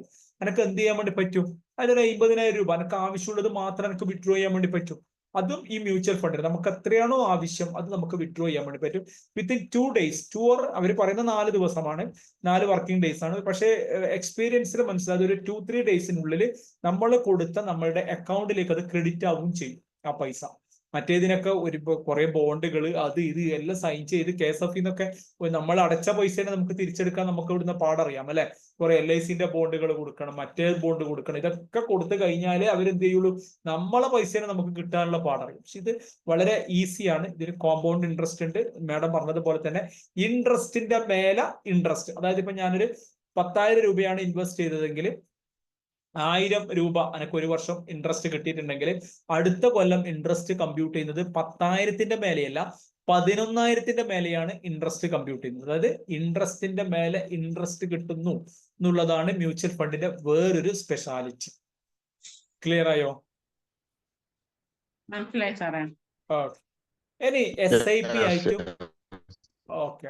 ഇനി SIP ആയിട്ട് നമുക്കിത് ഇൻവെസ്റ്റ് ചെയ്യാം. SIP എന്ന് പറഞ്ഞാൽ സിസ്റ്റമാറ്റിക് ഇൻവെസ്റ്റ്മെന്റ് പ്ലാൻ എന്നുള്ളതാണ്. അതായത് ഇപ്പൊ നമ്മള് പിന്നെ ഇതൊക്കെ പറ്റുമെങ്കിൽ എല്ലാവരോടുള്ള റിക്വസ്റ്റ് പിന്നെ പറ്റുമെങ്കിൽ 1000 or 2000 ഒക്കെ ഒരു SIPക്ക് കൂടുക. പിന്നെ നിങ്ങളുടെ ഫിനാൻഷ്യൽ കൺസൾട്ടന്റുമായിട്ട് ഇപ്പൊ ജിയോജിത്ത് ആയാലും മോത്തിലാലായാലും ബ്ലൂ ചിപ്പ് ആയാലും ഇവരുടെയൊക്കെ എന്തുണ്ടാകും, ഹൈ പെർഫോമൻസ് കൊടുത്ത നല്ല പിന്നെ ഫ്രാങ്ക്ലിൻ ആയാലും ഇപ്പം പിന്നെ മോത്തിലാലിന്റെ തന്നെ ഫണ്ടൊക്കെ പറയുന്നുണ്ട്. അപ്പൊ നല്ല ഹൈ റിട്ടേൺസ് ഒക്കെ കിട്ടുന്ന ഫണ്ടുകൾ ഉണ്ടാകും. അവിടെ നമുക്ക് എന്ത് ചെയ്യാൻ വേണ്ടി പറ്റും, മന്ത്ലി ഒരു 1000 or 2000 നമ്മൾ ഈ കുറിക്കൊക്കെ കൊടുക്കുന്നില്ലേ, അതുപോലെ നമുക്ക് സ്റ്റാർട്ട് ചെയ്യാനും പറ്റും. പലരും ചിന്തിക്കുന്നത് ഒരു ലംസമായിട്ട് മാത്രമേ മ്യൂച്വൽ ഫണ്ടിൽ ചെയ്യാൻ വേണ്ടി പറ്റൂ എന്നാണ് വിചാരിക്കുന്നത്. ലംസമല്ല, നമുക്ക് എന്ത് ചെയ്യാൻ വേണ്ടി പറ്റും, മന്ത്ലി ഒരു 1,000 rupees വെച്ചിട്ട് നമുക്ക് എന്ത് ചെയ്യാൻ വേണ്ടി പറ്റും, SIP അല്ലെ മ്യൂച്വൽ ഫണ്ട് നമുക്ക് സ്റ്റാർട്ട് ചെയ്യാൻ വേണ്ടി പറ്റും എന്നുള്ളതാണ്. ഇത് ക്ലിയർ ആയോ? ഇതിന്റെ ഒരു സ്പെഷ്യാലിറ്റി ആണ് കേട്ടോ, സിസ്റ്റമാറ്റിക് ഇൻവെസ്റ്റ്മെന്റ് പ്ലാൻ എന്നുള്ളത്. അതായത് 500 രൂപക്ക് മുകളിൽ നിങ്ങൾക്ക് എന്ത് ചെയ്യാൻ വേണ്ടി പറ്റും, നിങ്ങൾക്ക് ഒരു ഫണ്ടിലേക്ക്. ഞാനൊക്കെ ചെയ്യാറ് ഒരു 3,000 ആണ് നമ്മൾ ഇൻവെസ്റ്റ് ചെയ്യുന്നുണ്ടെങ്കിൽ ഒരു ഫണ്ടിലേക്ക് ഇടാൻ വേണ്ടി പാടില്ല, 1000 വെച്ചിട്ട് അല്ലെങ്കിൽ 1,500 വെച്ചിട്ട് 2 ഫണ്ടിലേക്കെങ്കിലും ഇടുക. പിന്നെ നല്ല റിട്ടേണുകൾ കിട്ടുന്ന 2 ഫണ്ടിലേക്ക് ഇടുക. അപ്പൊ ചിലതിന്റെ റിട്ടേൺ എന്തുണ്ടാകും, ചിലതൊക്കെ 22-26% ഒക്കെ തരുന്ന റിട്ടേൺസ് ഒക്കെ ഉള്ള ഇതൊക്കെ ഉണ്ടെങ്കിൽ നമുക്ക് നമ്മുടെ ഫണ്ട് എന്താകും, ചിലത് ഇപ്പം 18 ആണ്, ചിലത് 22-24 ഒക്കെ കിട്ടുന്നുണ്ടെങ്കിൽ നമുക്കൊരു നല്ല റിട്ടേണുകൾ കിട്ടുന്നത്. കുറഞ്ഞു പോയാലും മറ്റേത് കുറച്ച് കുറഞ്ഞു പോയാലും നമുക്ക് ഏവറേജ് റിട്ടേൺ എത്ര കിട്ടും, ഒരു 18-20% ഒക്കെ നമുക്ക് കിട്ടും. അപ്പൊ എല്ലാം ഒരു ഇതിലേക്ക് വിടാൻ വേണ്ടി പാടില്ല. നമ്മൾ എന്ത് ചെയ്യണം, ഒരു 2-3 ഫണ്ടുകളിലേക്കായിട്ടൊക്കെ നമ്മൾ എന്ത് ചെയ്യാം, SIP നമ്മൾ ചെയ്യാം. ഇനി SWP എന്നുള്ളൊരു കൺസെപ്റ്റും കൂടിയുണ്ട്, സിസ്റ്റമാറ്റിക് വിത്ഡ്രോവൽ പ്ലാൻ എന്നുള്ളത്. അതെന്താന്ന് വെച്ചാൽ നമുക്കിപ്പോ പിന്നെ ഞാൻ മ്യൂച്വൽ ഫണ്ടിൽ ഇൻവെസ്റ്റ് ചെയ്ത് പിന്നെ സപ്പോസ് ഒരു 60 വയസ്സാകുമ്പോൾ എൻ്റെ അടുക്ക് ഒരു 1 crore അല്ലെങ്കിൽ 2 crores ഒക്കെ എൻ്റെ കോർപ്പസ് ഫണ്ട് എന്ന് പറയും. അതായത് ഞാൻ ഇങ്ങനെ ഇൻവെസ്റ്റ് ചെയ്ത് അതൊരു വലിയൊരു ഫണ്ടായി മാറിയിട്ടുണ്ടെങ്കിൽ ഞാൻ പറയുന്നത് എനിക്കതെന്ത് വേണ്ട, പിന്നെ എനിക്ക് കംപ്ലീറ്റ് ഇങ്ങോട്ടേക്കൊന്നും വേണ്ട, ആ ഫണ്ട് അങ്ങനെ നിന്നോട്ടെ. അതിൽ പിന്നെ കിട്ടുന്ന ഇൻട്രസ്റ്റും കാര്യങ്ങളൊക്കെ ഉണ്ടാവുമല്ലോ, അതെനക്ക് എന്ത് ചെയ്താൽ മതി, ഒരു പെൻഷൻ പോലെ. അതായത് നമ്മൾ നേരത്തെ സിസ്റ്റമാറ്റിക് ഇൻവെസ്റ്റ്മെന്റ് പ്ലാനിൽ എന്ത് ചെയ്യും, നമ്മൾ 1000 അടക്കുകയാണ് ചെയ്യുന്നത്. സിസ്റ്റമാറ്റിക് വിഡ്രോവൽ പ്ലാനിൽ ഞാൻ പറഞ്ഞ എനിക്ക് 60 വയസ്സിന് ശേഷം ഈ ഫണ്ടിന്റെ ഇൻട്രസ്റ്റ് ഒരു 20,000 25,000 രൂപ മന്ത്ലി എനിക്ക് കിട്ടിയാൽ മതി. അതിനെയാണ് നമ്മൾ എന്ത് വിളിക്കുന്നത്, സിസ്റ്റമാറ്റിക് വിഡ്രോവൽ പ്ലാൻ എന്ന് പറയുന്നത്. നമ്മുടെ ലംസത്ത് നമ്മൾ ഉണ്ടാക്കിയ കോർപ്പസ് ഫണ്ടിന് നമുക്ക് മന്ത്ലി നമുക്ക് കിട്ടുന്നതിനെയാണ് നമ്മൾ എന്ത് വിളിക്കുന്നത്, ഇതും നമുക്ക് എന്തിൽ കിട്ടും, മ്യൂച്വൽ ഫണ്ടിലേക്ക് കിട്ടും. മ്യൂച്വൽ ഫണ്ടിൽ SWP എന്നുള്ളൊരു കൺസെപ്റ്റും കൂടി ഉണ്ട്. ക്ലിയർ ആയോ ഇത്? ഓക്കെ ആണോ? അതെന്തിനാ ചേരുമ്പോ പറയണോ സാറേ? അല്ല, അത് നമ്മള് ഇപ്പം നമുക്ക് ബൾക്കായിട്ട് വേണമെങ്കിൽ ഇപ്പൊ ചിലവരെന്ത് ചെയ്യുന്നത്, ഇപ്പൊ പെൻഷൻ ഒക്കെ ആയവരുണ്ട് എന്ന് വിചാരിക്കണം. ഇപ്പൊ സപ്പോസ് അവർക്ക് റിട്ടയർമെന്റ് സമയത്ത് അവർക്ക് ഇപ്പൊ ഒരു 60 ലക്ഷം 70 ലക്ഷം ഒക്കെ കിട്ടിയത് വിചാരിക്കും. അവരെന്ത് ചെയ്യും, ഈ 70 ലക്ഷം കൊണ്ടുപോയി ഒരു മ്യൂച്വൽ ഫണ്ടിൽ ഇടുന്നത്, കോർപ്പസ്. അതൊരു ഹൈ എമൗണ്ട് അല്ല. ഇവര് പറയുന്നത് ഈ 70 ലക്ഷത്തിന് അനക്ക് എന്ത് ചെയ്താൽ മതി, ഇതിന്റെ ഇൻട്രസ്റ്റ് കിട്ടുമല്ലോ, ഇൻട്രസ്റ്റ് ഇത് മാത്രം അനക്ക് മന്ത്ലി അനക്ക് എന്ത് ചെയ്താൽ മതി, ഇതിന്റെ അകത്തുനിന്ന് ഒരു 20,000 25,000 രൂപ. ഇപ്പൊ ഫണ്ട് അങ്ങനെ നിൽക്കുകയും ചെയ്യും. അതിന് വേണ്ട അപ്പൊ 25,000 അത് നമ്മളൊരു ലംസമായിട്ടാകും. അത് നമുക്ക് ഒന്നിക്കലും നമുക്ക് രണ്ട് വിധമുണ്ട്. ഇത് ഒന്നിക്കൽ നമുക്ക് എന്ത് ചെയ്യാം, SIP വെച്ചിട്ട് 20 കൊല്ലം നമ്മൾ SIP വെച്ചിട്ട് നമുക്കൊരു കോർപ്പസ് ഉണ്ടാക്കാം, 1 കോടിയോ അങ്ങനെ ഉണ്ടാക്കിയിട്ട് നമ്മൾ പറയുന്നത് ഇനി എന്ത് ചെയ്താൽ മതി, അനക്ക് ഇതിന്റെ അകത്ത് 1 കോടി അവിടെ തന്നെ നിന്നിട്ട് അതിന്റെ അകത്ത് എനിക്ക് ഒരു 10,000 15,000 എനിക്ക് വിഡ്രോവൽസ് തന്നാൽ മതി എന്ന് പറയുന്നു. ഓക്കെ, ഇനി എന്റെ മരണശേഷം ഈ ഫണ്ട് എന്റെ ഭാര്യക്കോ അങ്ങനെയൊക്കെ കൊടുത്താൽ മതി. പക്ഷെ എന്റെ മാസത്തിലെ ചെലവിന് എനിക്ക് എന്ത് ചെയ്യണം, ഇത്ര ഫണ്ട് എനിക്ക് വേണം എന്ന് പറഞ്ഞിട്ട് നമ്മൾ എഴുതി കൊടുക്കണം. അതൊരു രീതി. അല്ലെങ്കിൽ എനിക്ക് ഒരു ലംസം എമൗണ്ട് ഉണ്ട് എന്ന് വിചാരിക്കും. ഇപ്പൊ 1 കോടി ഉണ്ട്, റിട്ടയർമെന്റും അത് ഇതൊക്കെ കഴിഞ്ഞിട്ട് അത് ഞാൻ ഇൻവെസ്റ്റ് ചെയ്തിട്ട് ഞാൻ പറയുന്നത് ഇതിന്റെ അകത്തുനിന്ന് എനിക്ക് സിസ്റ്റമാറ്റിക് ഒരു 20,000 രൂപ വെച്ചിട്ട് എനിക്ക് മാസം തരണം എന്ന് പറയും. അപ്പൊ അതെന്ത് ചെയ്യും, അവരതില് മ്യൂച്വൽ ഫണ്ടിലൊക്കെ അവർ ഇൻവെസ്റ്റ് ചെയ്യും. നമുക്കൊരു 20,000 തരുമ്പോൾ അവരെന്ത് ചെയ്യും, നമുക്ക് എത്രയാണോ നമ്മുടെ ഫണ്ട് വാല്യൂ അതിന്റെ ഇൻട്രസ്റ്റും കാര്യങ്ങളൊക്കെ കൂട്ടുമ്പോൾ ചിലപ്പോൾ ആ ഫണ്ട് വാല്യൂ അങ്ങനെ ഉണ്ടാകും, നമുക്ക് 20,000 കിട്ടുകയും ചെയ്യും. ഓക്കെ, ഫണ്ട് അങ്ങനെ നിൽക്കുകയും ചെയ്യും. ഇതിനെയാണ് നമ്മൾ എന്ത് വിളിക്കുന്നത്, സിസ്റ്റമാറ്റിക് വിഡ്രോവൽ പ്ലാൻസ് എന്നും കൂടിയുള്ള ഒരു പ്ലാനും കൂടി ഉണ്ട്. അത് ഇപ്പം ഈ ഗവൺമെന്റ് ജോലിയിലൊന്നും ചെയ്യാത്തവര്, അപ്പൊ അവർക്കൊക്കെ എന്താണ് പെൻഷന് വേറെ പെൻഷനും കാര്യങ്ങളൊന്നും ഇല്ലാത്തവർക്കൊക്കെ ഇതൊരു വലിയൊരു ആശ്വാസമാണ്. വാല്യൂ അങ്ങനെ നിൽക്കുകയും ചെയ്യും, നമുക്കൊരു മന്ത്ലി നമുക്കൊരു വരുമാനം ഉണ്ടാവുകയും ചെയ്യും. ഓക്കെ, ഇനി STP കൂടി ഉണ്ട്, സിസ്റ്റമാറ്റിക് ട്രാൻസ്ഫർ പ്ലാൻ ഒക്കെ ഉണ്ട്. അതെന്താണെന്ന് വെച്ചാൽ നമുക്കിപ്പോ ഒരു ഫണ്ടിൽ നിന്ന് വേറൊരു ഫണ്ടിലേക്ക് നമുക്ക് എന്ത് ചെയ്യാൻ വേണ്ടി പറ്റും, ഒരു എമൗണ്ട് നമുക്ക് അങ്ങോട്ടേക്ക് മാറ്റാൻ വേണ്ടി പറ്റും. ഇപ്പൊ SIP വെച്ചിട്ട് ഞാനൊരു ഫണ്ട് ഉണ്ടാക്കുന്നത്, ഇതിന്റെ ഡിവിഡൻഡും റിട്ടേൺസ് ഒക്കെ വെച്ചിട്ട് ഞാൻ പറയുന്നത് ഇതിന്റെ അകത്തുനിന്ന് നിങ്ങൾ എന്ത് ചെയ്യണം, ഒരു വേറൊരു ഫണ്ടിലേക്ക് മാറ്റണം എന്നൊക്കെ പറഞ്ഞിട്ട് എനിക്ക് എന്ത് ചെയ്യാൻ പറ്റും. STP എന്ന് പറയുന്ന സിസ്റ്റമാറ്റിക് ട്രാൻസ്ഫർ പ്ലാനും കൂടി മ്യൂച്വൽ ഫണ്ടിൽ ഉണ്ട്. ക്ലിയർ ആയോ ഇത്? ഇതിൽ നിങ്ങൾ മെയിൻ ആയിട്ട് മനസ്സിലാക്കേണ്ടത് SIP ആണ്. SWP എപ്പോഴും നമ്മൾ ചിന്തിക്കണ്ടു, നമ്മളൊക്കെ നല്ല ഫണ്ട് ഉണ്ടാകുമ്പോൾ ചിന്തിച്ചാൽ മതി. കാരണം അത് നമുക്ക് നമ്മളെ വയസ്സാം കാലത്ത് ഒരു ഫിക്സഡ് ആയിട്ടുള്ള വിഡ്രോവൽ പ്ലാൻ ആണ്. SWP എന്ന് പറഞ്ഞാൽ സിസ്റ്റമാറ്റിക് വിഡ്രോവൽ പ്ലാൻ ആണ്, മറ്റേത് സിസ്റ്റമാറ്റിക് ഇൻവെസ്റ്റ്മെന്റ് പ്ലാൻ ആണ്. ക്ലിയർ ആയോ? മനസ്സിലായി സാറേ. ഇനി ചില മ്യൂച്വൽ ഫണ്ടുകൾ നോക്കുമ്പോൾ ഓപ്പൺ എൻഡഡ് ഫണ്ട്സ് ഉണ്ട്, ക്ലോസ്ഡ്. ഇനി നിങ്ങൾ വേറൊരു കാര്യം കൂടി എനിക്കൊക്കെ ആദ്യം ഇനീഷ്യൽ ഘട്ടങ്ങളിൽ പറ്റിയൊരു അവസ്ഥയാണ്. ഈ നമ്മൾ ഈ മ്യൂച്വൽ ഫണ്ട് ഏജൻസിനെ നമ്മൾ സമീപിക്കുമ്പോൾ ജിയോജിത്തോ ബ്ലൂ ചിപ്പോ ഇങ്ങനെ അല്ലെങ്കിൽ മോത്തിലാലൊക്കെ സമീപിക്കുമ്പോൾ ഇവന്മാര് നമ്മളോട് SIPയിൽ നമ്മളോട് ആദ്യം എന്താ പറയുന്നത് വെച്ചാൽ, ഇപ്പം ഇതിനമ്മയുടെ നോക്കേണ്ടത് ഇവർ ഈ യുലിപ്പിലാണ് നമ്മളെ കണക്ട് ചെയ്തിരുന്നത്. എന്തുകൊണ്ടാന്ന് വെച്ചാൽ ഇവർക്ക് കമ്മീഷൻ അതിലാണ് കൂടുതൽ കിട്ടുക. ഇവർ ഈ ഷെയർസിന്റെ ഒന്നും പറയില്ല, ഇക്വിറ്റീസിന്റെ ഒന്നും പറയില്ല. ഓക്കെ, അവർ പറയും 5 കൊല്ലം അടച്ച് ഇപ്പം അന്റെ 2 എണ്ണം അങ്ങനെ പൊട്ടിട്ടുണ്ട്, ഇത് കംപ്ലീറ്റ് തീർന്നു. അന്ന് ഇതിനെപ്പറ്റി വലിയ ഐഡിയ ഇല്ലായിരുന്നു. അവര് പറഞ്ഞു ബജാജിന്റെ 5 കൊല്ലം കഴിഞ്ഞു, ഇതിന്റെ അടച്ചിട്ട് കഴിഞ്ഞു. പിന്നെ ബ്ലോക്കിംഗ് പീരീഡ് ഉണ്ട്, 5 ഇയേഴ്സ് നമുക്ക് എടുക്കാൻ വേണ്ടി പറ്റില്ല, പിന്നീട് നമുക്ക് അതിന്റെ റിട്ടേൺ കിട്ടുള്ളൂ. അപ്പൊ നല്ല പക്ഷെ 5 കൊല്ലം അതിനെന്തില്ല, നമ്മൾ ആദ്യത്തെ പറയുന്നത് ലിക്വിഡിറ്റി ഇല്ല. അപ്പൊ ഇത് നമ്മൾ ഇനീഷ്യൽ ഘട്ടങ്ങളിൽ ഈ മ്യൂച്വൽ ഫണ്ടിന്റെ ടീമോട് പറയുമ്പോൾ ഇവരോട് നമ്മൾ സ്പെസിഫിക് ആയിട്ട് പറയണം, ഇത് യുലീപ്പൊന്നും വേണ്ട, ഏതിൽ തന്നെ വേണം ഇത്. പക്ഷെ ഇപ്പം ഇൻട്രൊഡ്യൂസ് ചെയ്ത ഒരു ഫണ്ടിൽ യുലീപ്പ് ഫണ്ട് തന്നെ ഇതും കൂടി ഉണ്ട്, ടേം ഇൻഷുറൻസും കൂടി ഉണ്ട്. 6,500 രൂപയായിട്ടാണ് മന്ത്ലി ചെയ്യുന്നത്. വൈഫ് ചെയ്യുന്നുണ്ട്, 6,500 ചെയ്യണം. പക്ഷെ അതിൽ 5 കൊല്ലം അടക്കണം. പക്ഷെ അതിന്റെ ഒരു സ്പെഷ്യാലിറ്റി ഞാൻ കണ്ടത്, പിന്നെ അതിനെന്തും കൂടി ഉണ്ട്, ടേം ഇൻഷുറൻസിന്റെ കവറേജും കൂടി ഉണ്ട് എന്നുള്ളത് കൊണ്ട് അത് ഓക്കെയാണ്. പക്ഷെ അല്ലെങ്കിൽ യുലീപ്പ് നമുക്ക് എന്ത് ചെയ്യില്ല, ലിക്വിഡിറ്റി നമുക്ക് കിട്ടുന്നില്ല എന്നുള്ളതാണ്. നമുക്കൊരു പെട്ടെന്നൊരു ഫണ്ടിന്റെ ആവശ്യം വരുമ്പോൾ നമുക്ക് യുലീപ്പിൽ എന്ത് ചെയ്യുന്നില്ല, വിഡ്രോവൽസ് അതൊന്നും കിട്ടുന്നില്ല. അപ്പൊ അത് നമുക്ക് ഫണ്ടിന്റെ അങ്ങനെയുള്ള ഒരു ആവശ്യത്തിനൊക്കെ ആണെങ്കിൽ നമ്മൾ സ്പെസിഫിക് ആയിട്ട് പറയണം, ഇക്വിറ്റി തന്നെ ഇത് ഇൻവെസ്റ്റ് ചെയ്യണം, ഷെയർ മാർക്കറ്റിൽ ഇൻവെസ്റ്റ് ചെയ്യുന്ന മ്യൂച്വൽ ഫണ്ടാണ് നമുക്ക് വേണ്ടത് എന്ന് പറഞ്ഞാൽ അവരെന്ത് ചെയ്യും? കാരണം ഈ ബ്രോക്കേഴ്സിന് കമ്മീഷൻ കൂടുതൽ ഏതാണ്, യുലീപ്പിൽ ചെയ്യുമ്പോഴാണ് കമ്മീഷൻ കൂടുതൽ കിട്ടുന്നത്. അപ്പൊ അവരെ അതിനെ ആദ്യം പ്രൊമോട്ട് ചെയ്യുക.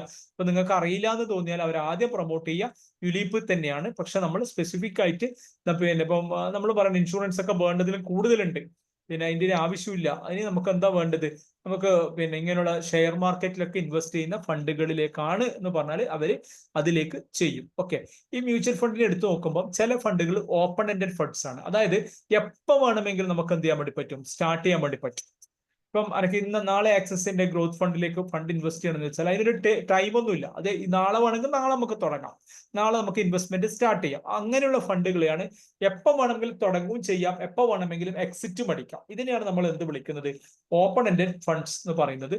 ക്ലോസ്ഡ് എൻഡഡ് ഫണ്ട്സ് എന്ന് പറയുന്നത് അതിനൊരു സ്പെസിഫിക് ടൈം ഉണ്ടാവും തുടങ്ങുമ്പോൾ.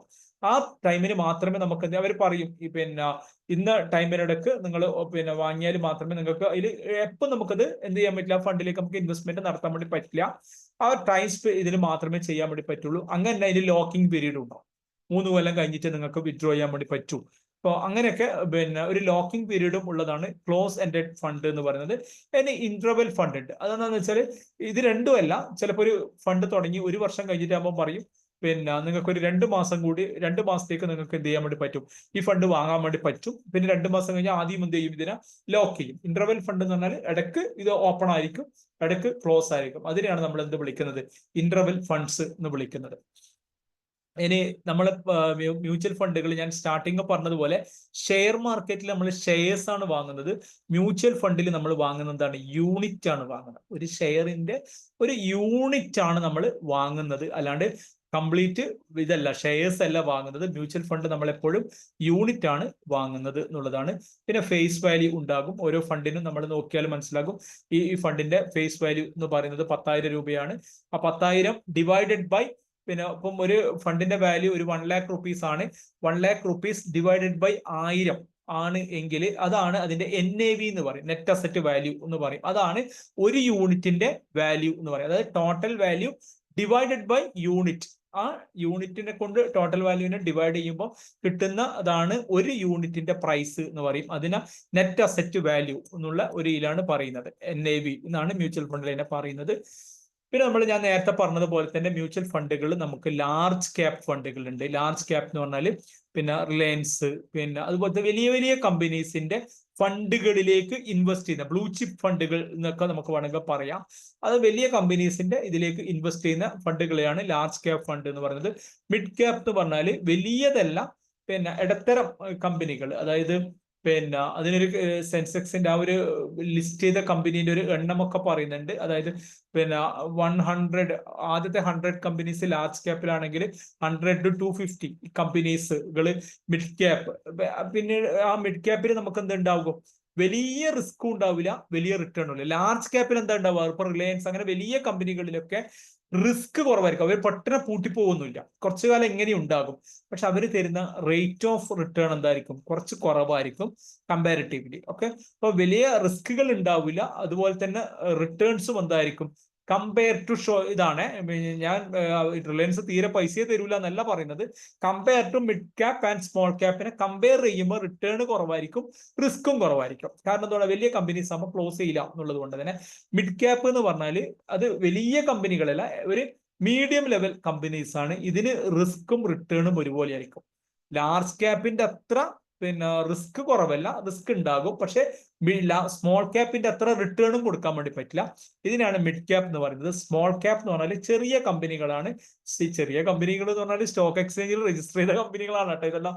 അല്ലാണ്ട് നമ്മളെ മുമ്പ് കാണുന്ന ടെക്സ്റ്റൈൽസിനല്ല ഞാൻ പറയുന്നത്.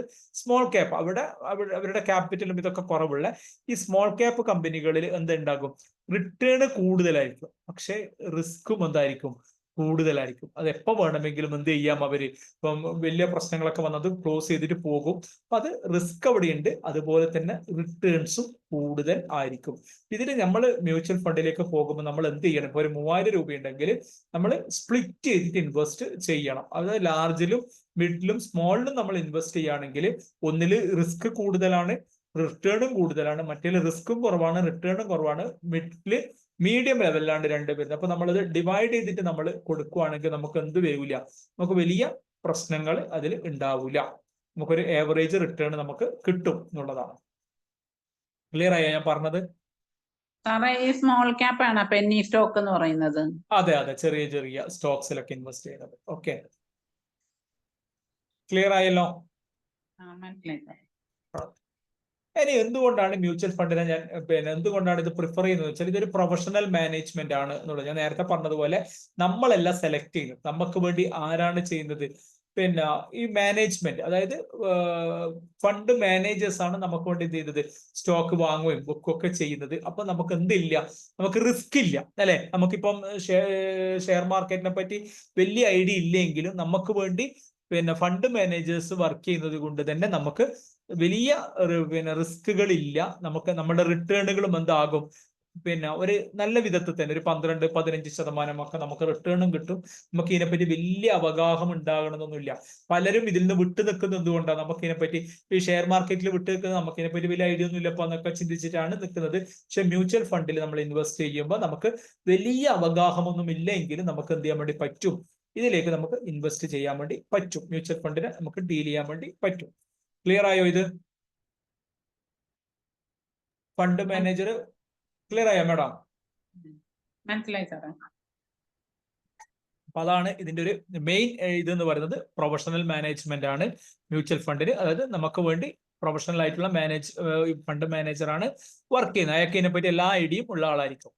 അതിന് ഡൈവേഴ്സിഫിക്കേഷൻ എന്നുള്ളതാണ്. ഞാൻ നേരത്തെ പറഞ്ഞല്ലോ, നമുക്ക് mid cap, small cap, large cap, നമുക്ക് എവിടെയാണോ നമുക്ക് ഇൻവെസ്റ്റ് ചെയ്യേണ്ടത് അതിലേക്ക് നമുക്ക് എന്ത് ചെയ്യാൻ വേണ്ടി പറ്റും, നമ്മുടെ ഫണ്ട് അവർ ഡിഫറെന്റ് ഏരിയയിലേക്ക് ഡൈവേഴ്സിഫൈ ചെയ്യാൻ വേണ്ടി പറ്റും എന്നുള്ളതാണ് മ്യൂച്വൽ ഫണ്ടിന്റെ രണ്ടാമത്തെ സവിശേഷത. അല്ല നമുക്കിപ്പോ ഒരു ഷെയർ മാർക്കറ്റ് വാങ്ങുന്നുണ്ടെങ്കിൽ ഇപ്പൊ നമ്മൾ വാങ്ങിയ ഷെയറിന്റെ ഇതിൽ മാത്രം ഇപ്പൊ അദാനിൻ്റെത് വാങ്ങിയാൽ അദാനിന്റെ ബെനിഫിറ്റ് അല്ലേ നമുക്ക് കിട്ടുള്ളൂ, അല്ലാണ്ട് ടാറ്റന്റെ ബെനിഫിറ്റ് നമുക്ക് കിട്ടൂല.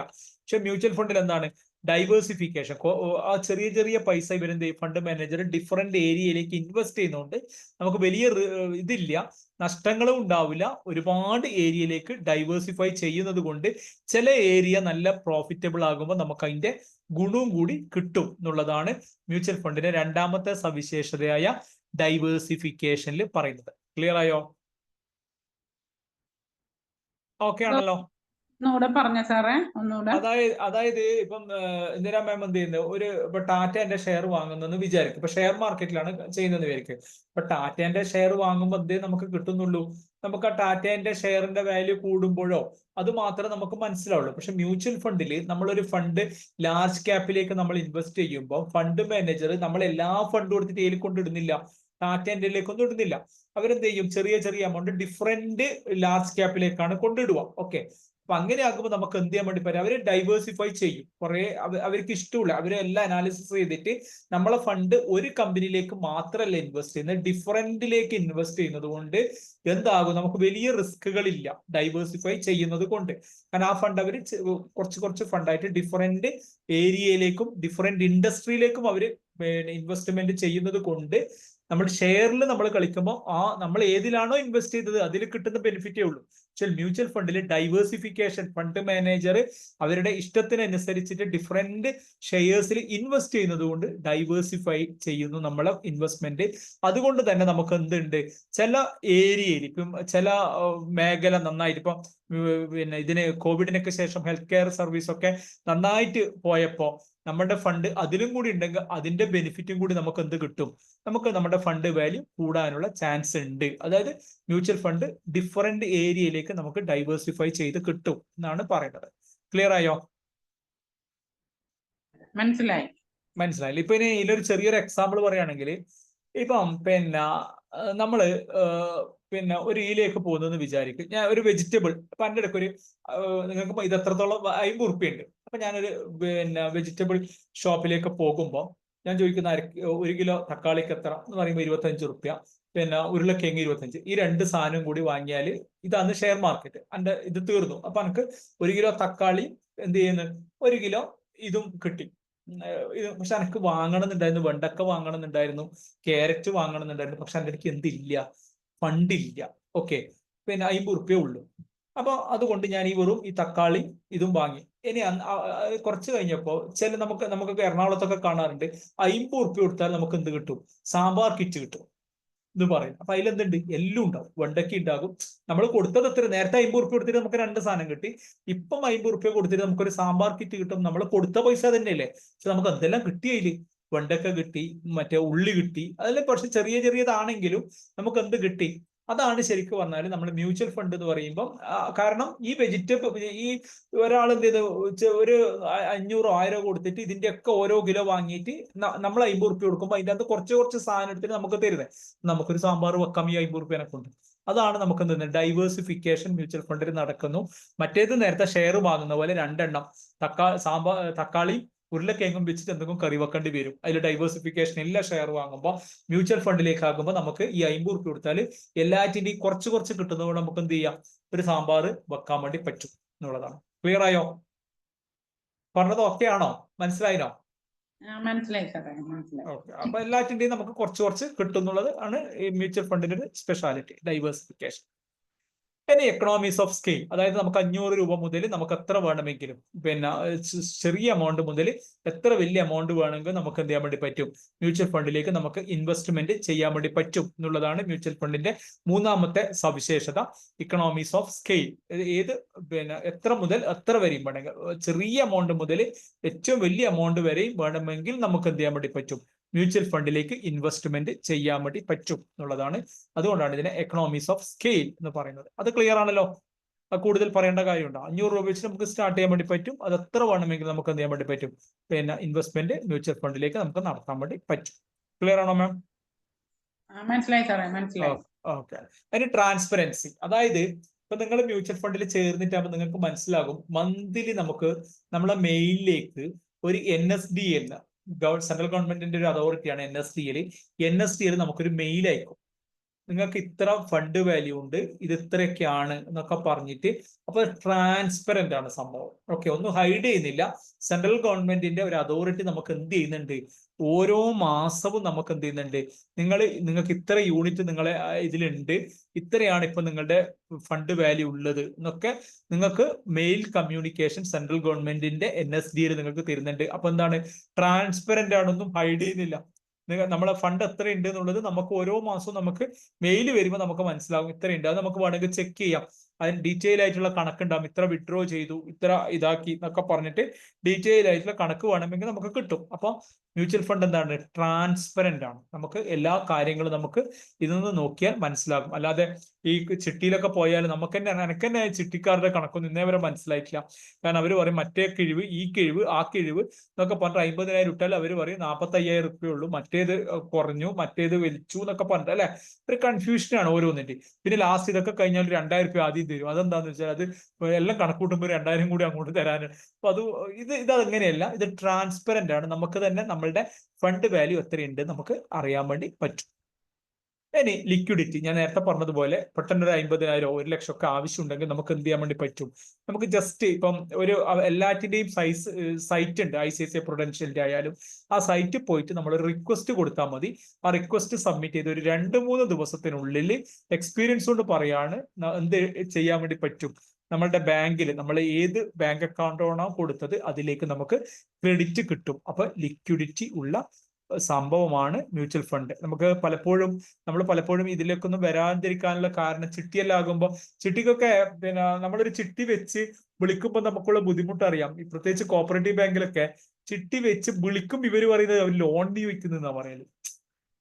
എന്റെ കല്യാണം ഒരു കുറച്ച് വർഷങ്ങൾക്ക് മുമ്പാണ്, ഇപ്പോ 2009-10 അവിടെ നമ്മുടെ നാട്ടിലുള്ള കോപ്പറേറ്റീവ് ബാങ്കിൽ നമ്മൾ തന്നെ വെച്ച ഫണ്ട് മാസം 2,000-3,000 വെച്ചിട്ട് ഒരു ഫണ്ട് ഉണ്ടായി. അതൊരു കല്യാണത്തിന്റെ ആവശ്യത്തിന് വേണ്ടി വിളിക്കാൻ പോയപ്പോ ഒന്നാമത് കുറെ ആള് സൈന് വേണം, അയാള് സാക്ഷി ഇയാള് സാക്ഷി, പിന്നെ ഒരു സാക്ഷി വരാതപ്പോ ഈ പെണ്ണുങ്ങള് എന്റെ മുമ്പിൽ നിന്ന് വിളിച്ചത് പിന്നെ ബൈജുവിന് ലോണ് വേണം, പോയി ലോണാണോ ഇത്, ഞാൻ വെച്ച പൈസ തിരിച്ചു തരുമ്പോ ഇവരെന്താണ് അതിനെ വിളിക്കുന്നത്, ലോൺ എന്നാണ് വിളിക്കുന്നത് അല്ലെ. പിന്നെ അപ്പൊ അതൊക്കെ ഇതിന്റെ ഒരു ഇതാണ്. ഇപ്പൊ ചിട്ടീന്റെ ഒക്കെ ബുദ്ധിമുട്ടാണ്. പിന്നെ ചില പ്രാവശ്യം പറയും ഈ പ്രാവശ്യം വിളിക്കണ്ട, വിളിച്ചാൽ കുറവാ കിട്ടുക. പിന്നെ നമ്മളിപ്പോ ഒരു 1 lakh വിളിക്കാൻ നിൽക്കുമ്പോൾ ഏതെങ്കിലും ഒരു പാക്കറ്റ് 90,000 വിളിച്ചാൽ അതും പോയി. ഇത് ഇങ്ങനെയൊന്നുമില്ല. മ്യൂച്വൽ ഫണ്ടില് ലിക്വിഡിറ്റി വളരെ ഇമ്പോർട്ടന്റ് ആണ് ഇതില്. അപ്പൊ നമുക്ക് ഫണ്ട് ആവശ്യമുള്ളപ്പോൾ നമ്മൾ അവരുടെ സൈറ്റിൽ കയറിയിട്ട് നമ്മൾ വിഡ്രോവൽസിന്റെ അപ്ലിക്കേഷൻ കൊടുത്താൽ ഒരു 2-3 ഡേയ്സിനുള്ളിൽ നമുക്ക് എത്രയാണോ ഫണ്ട് ആവശ്യം അത് നമ്മളുടെ ഇതിലേക്ക് വരും ചെയ്യും. ബാക്കി ഫണ്ട് അവിടെ നിൽക്കുകയും ചെയ്യും. പിന്നീട് നമുക്ക് എന്ത് ചെയ്യാൻ വേണ്ടി പറ്റും, അതിൽ 1000-2000 നമുക്ക് ഇൻവെസ്റ്റ് ചെയ്തിട്ട് അത് പോകും ചെയ്യാം. ലിക്വിഡിറ്റി ഇതിന്റെ വളരെ ഇമ്പോർട്ടന്റ് ആയിട്ടുള്ള ഒരു സാധനമാണ്. പിന്നെ ഞാൻ നേരത്തെ പറഞ്ഞതുപോലെ മ്യൂച്വൽ ഫണ്ട് ഒരു കോമ്പൗണ്ട് ഇൻട്രസ്റ്റിൽ വർക്ക് ചെയ്യുന്നതാണ്. നമ്മുടെ ഇൻട്രസ്റ്റിന്റെ മേലെ ഇൻട്രസ്റ്റ് കിട്ടുന്ന ഒരു രീതിയാണ് compound interest. Mutual fund work ചെയ്യുന്നത് കോമ്പൗണ്ട് ഇൻട്രസ്റ്റിലാണ്. കഴിയുന്നതും ഇപ്പൊ ഞാനൊക്കെ ചെയ്യുന്നത്, ഹോം ലോണൊക്കെ ഉള്ളവർ എന്താ ചെയ്യേണ്ടതെന്ന് വെച്ചാൽ, ഇപ്പം 10,000 രൂപയാണ് ഇപ്പൊ ഹോം ലോൺ ഉള്ളതെന്ന് വിചാരിക്കും. അപ്പൊ നമ്മൾ അസ്യൂം ചെയ്യണം ഒരു 2,000 രൂപ അഡീഷണൽ ആയിട്ട് നമ്മൾ ഇതിനെ കാണണം. ഒരു 12,000 ഹോം ലോൺ ഉള്ളതായിട്ട് കണ്ടിട്ട് 10,000 ബാങ്കിലേക്ക് അടക്കുക. 2,000 നമ്മൾ എന്ത് ചെയ്യുക, ഏതെങ്കിലും മ്യൂച്വൽ ഫണ്ടിൽ SIP ആയിട്ട് ഇടുക. സിസ്റ്റമാറ്റിക്, അത് തൊടാൻ പാടില്ല. 12,000 ആണ് നിങ്ങൾ ലോൺ നിങ്ങൾ വിചാരിക്കുക. 10,000 ലോൺ എടുക്കാൻ ഉപയോഗിക്കുക. 2,000 എന്ത് ചെയ്യുക, 2-3 നിങ്ങളുടെ കപ്പാസിറ്റി അനുസരിച്ചിട്ട് അതൊരു SIP ആയിട്ട് ഇടുക. ഇതൊരു 5-8 വർഷം എടുത്തിട്ടില്ലെങ്കിൽ ഇത് കോമ്പൗണ്ട് ഇൻട്രസ്റ്റ് ഒക്കെ ആയതുകൊണ്ട് ഈ ഒരു ഫണ്ട് ഒരു സപ്പോസ് ഒരു 5 ലക്ഷം റുപ്യോ 6 ലക്ഷം റുപ്യൊക്കെ ആയിട്ടുണ്ടെങ്കിൽ ഈ 6 ലക്ഷം റുപ്യ എടുത്ത് നമ്മളെ ഹോം ലോണിലേക്ക് അടക്കുവാണെങ്കിൽ നമുക്ക് എന്ത് ചെയ്യാൻ വേണ്ടി പറ്റും, ആ ഹോം ലോണിന്റെ പ്രിൻസിപ്പിളിലേക്കൊക്കെ നമ്മൾ അടക്കുവാണെങ്കിൽ നമ്മളെ ഹോം ലോണിന്റെ എമൗണ്ട് അത്രയും കുറയും ചെയ്യും. ഇനിയിപ്പോ ഇൻട്രസ്റ്റ്, ഇപ്പൊ ഹോം ലോണിന് ഞാൻ 3 ലക്ഷം റുപ്യ അടച്ചു എന്ന് വിചാരിക്കും ഇൻട്രസ്റ്റ്, ഒരു എക്സാമ്പിൾ പറയുകയാണെങ്കിൽ. പക്ഷെ എനിക്ക് SIP ഇതുവഴി ഈ പിന്നെ മ്യൂച്വൽ ഫണ്ട് ഇൻവെസ്റ്റ് ചെയ്യുന്നത് വഴി ഒരു 1 ലക്ഷം റുപ്യ എനിക്ക് ഇൻട്രസ്റ്റും കിട്ടിയിട്ടുണ്ടെങ്കിൽ 3 ലക്ഷം മൈനസ് 1 ലക്ഷം 2 ലക്ഷമല്ലേ ഞാൻ ഇൻട്രസ്റ്റ് കൊടുത്തിട്ടുള്ളൂ. നമ്മൾ ഇൻട്രസ്റ്റ് എന്നുള്ള പേരിൽ നമുക്ക് അത്രയും കുറക്കാനും വേണ്ടി പറ്റും. അപ്പൊ അതൊക്കെ നമ്മൾ എന്ത് ചെയ്യണം, ഇങ്ങനെയൊക്കെ ഹോം ലോൺ ഒക്കെ ഉള്ളവര് ഒരു 2,000-3,000 എക്സ്ട്രാ കണ്ടിട്ട് അതൊരു SIP ആയിട്ട് ഇടുക. ഈ SIP ഉപയോഗിച്ചിട്ട് നമ്മൾ ഹോം ലോണ് ക്ലോസ് ചെയ്യാനൊക്കെ ഉപയോഗിക്കുകയാണെങ്കിൽ നമ്മൾ വലിയ ഇൻട്രസ്റ്റുകൾ നമ്മൾ കൊടുത്തിട്ട്, കാരണം ഹോം ലോൺ ഒക്കെ എടുത്താൽ അറിയാം ഏതാണ്ട് ഡബിൾ തന്നെ നമ്മൾ കൊടുക്കുന്നുണ്ട് അല്ലെ. അപ്പൊ അത്രയും ഇൻട്രസ്റ്റിന്റെ പ്രശ്നം നമുക്ക് ഉണ്ടാവില്ല. കഴിയുന്നതും അത് കുറച്ച് വർഷങ്ങളിലേക്ക് അങ്ങനെ നമ്മൾ ആ ഒരു ഫിനാൻഷ്യൽ ഗോളിന് വേണ്ടിയാണ് നമ്മൾ വെക്കുന്നുണ്ടെങ്കിൽ അതൊരു 5-8 വർഷമെങ്കിലും നമ്മൾ ആ SIP തുടരണം. ക്ലിയർ ആയോ? ഇന്ദിരാമ്മ ക്ലിയർ ആണോ അത്? മനസ്സിലായിട്ടാണ്. ഓക്കെ. അപ്പൊ ഇത്രയാണ് എനിക്ക് മ്യൂച്വൽ ഫണ്ടിനെ പറ്റിയിട്ട് പറയാനുള്ളത്. ഒന്ന്, ഇതിന്റെ പ്രൊഫഷണൽ മാനേജ്മെന്റ് ആണ്, ഡൈവേഴ്സിഫിക്കേഷൻ ആണ്, എക്കണോമീസ് ഓഫ് സ്കെയിൽ ഉണ്ട്, ട്രാൻസ്പെറന്റ് ആണ്, ലിക്വിഡിറ്റി ആണ്, കോമ്പൗണ്ട് ആണ്. അപ്പൊ കഴിയുന്നതും പിന്നെ നമ്മൾ പറയാറുണ്ട്, പിന്നെ ഇത്രയൊക്കെ നമ്മൾ പറഞ്ഞാല് ലാസ്റ്റ് ഭഗവത്ഗീതയിലെല്ലാം പറഞ്ഞിട്ടു പിന്നെ ശ്രീകൃഷ്ണൻ ലാസ്റ്റ് അർജുനനോട് പറയുന്ന ഒരു ഡയലോഗ് ഉണ്ട്, ഞാൻ കുറെ കാര്യങ്ങൾ പറഞ്ഞു, പക്ഷെ നിന്റെ ബുദ്ധിയിൽ നിനക്ക് എന്താണോ ശരി എന്നുള്ള കാര്യങ്ങളിൽ നീ ഡിസൈഡ് ചെയ്യണം. അപ്പൊ നമ്മൾ ഈ ഫിനാൻഷ്യൽ മേഖലയിലേക്ക് പോകുമ്പോൾ ഒരുപാട് ആൾക്കാർ നമ്മളോട് ഇന്ന് ചെയ്തോ അത് ചെയ്താൽ നന്നാവും എന്നൊക്കെ നമുക്ക് അഡ്വൈസും ഒപ്പീനിയനും ഒക്കെ തരും. പക്ഷെ നമ്മൾ എന്ത് ചെയ്യണം, ഒരു 2 ദിവസമൊക്കെ നമ്മൾ മെനക്കെട്ടിരുന്നിട്ട് നമ്മൾ എന്ത് ചെയ്യുക, പിന്നെ ഇതൊക്കെ ഒന്ന് പഠിക്കുക. അപ്പൊ നമുക്ക് തോന്നുന്നു ഇത് ഓക്കെ ആണ് എന്നൊക്കെ തോന്നുവാണെങ്കിൽ മാത്രം അതിലേക്ക് എന്ത് ചെയ്യുക, ഇൻവെസ്റ്റ്മെന്റ് ചെയ്യുക. അതിനുവേണ്ടി സമ്പാദ്യം എന്ന് പറയുന്ന മലയാള മനോരമേന്റെ നല്ലൊരു മാഗസീനാണ്, അതൊന്ന് വായിക്കാൻ നോക്കുക. അത് വായിക്കുമ്പോൾ തന്നെ നമുക്ക് കുറെ കാര്യങ്ങൾ മനസ്സിലാകും, ഏതൊക്കെ ഫണ്ടുകളാണ്. അതിൽ കുറെ ആളുടെ ഒപ്പീനിയൻസ് ഉണ്ടാകും. അവരുടെ ഒപ്പീനിയൻ കണ്ണും പൂട്ടി എടുക്കണം എന്നല്ല പറയുന്നത്, നമുക്ക് യോജിച്ച നമുക്ക് പറ്റിയ ഇൻവെസ്റ്റ്മെന്റ്, നമുക്ക് അറിയുന്ന കമ്പനികൾ, അപ്പൊ അങ്ങനെയൊക്കെ നമ്മൾ ഇൻവെസ്റ്റ് ചെയ്യുകയാണെങ്കിൽ കഴിയുന്നത് നമുക്ക് വലിയ റിസ്കുകളൊന്നും ഇല്ലാണ്ട് നമുക്ക് രക്ഷപ്പെടാം. പക്ഷെ ഈ ഷെയർ മാർക്കറ്റിലായാലും മ്യൂച്വൽ ഫണ്ടിലായാലും നമ്മൾ പറയുന്ന ഒരു കാര്യമുണ്ട്, എപ്പോഴും ഈ അക്രാന്തം കൂടുതലുള്ളവരാണ് പടുക്കുഴിയിലേക്ക് എപ്പോഴും വീഴാറ്. ഇപ്പൊ നമ്മളുടെ സമീപകാലത്തുള്ള നമ്മളുടെ ഫിനാൻസിന്റെ ഇപ്പം അധികം ഞാനൊരു മേഖലയെ പറയുന്നതല്ല, പിന്നെ ഇതിലധികം വിക്റ്റിമായവര്, അതിലധികം പിന്നെ ഇതായവരെ നമ്മൾ നോക്കുവാണെങ്കിൽ എളുപ്പത്തിൽ എങ്ങനെ പൈസയാക്കാന്ന് റിസർച്ച് നടത്തുന്നവരാണ്. അപ്പൊ അവരെടുക്കുകയാണ് പലപ്പോഴും അവര് ആ പൈസ. പക്ഷെ ഇത് ഇപ്പം മ്യൂച്വൽ ഫണ്ട് ആയാലും ഷെയർ മാർക്കറ്റ് ആയാലും ഒക്കെ കുറച്ച് നമ്മുടെ ബ്രെയിനും കാര്യങ്ങളൊക്കെ നമുക്ക് വേണം.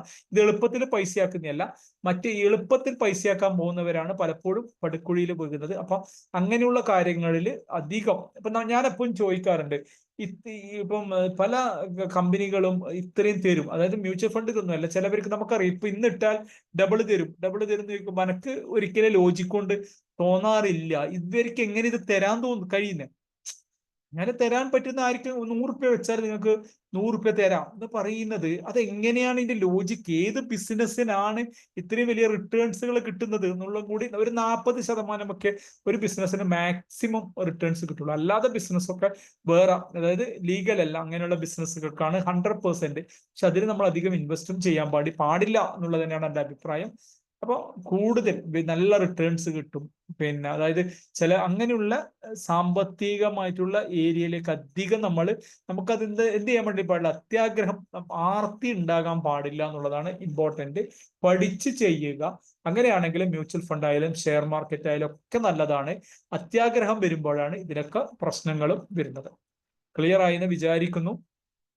ഓക്കെ ആണോ ഞാൻ പറഞ്ഞത്? എന്തെങ്കിലും ചോദിക്കാനുണ്ടോ? മനസ്സിലായി സാറേ.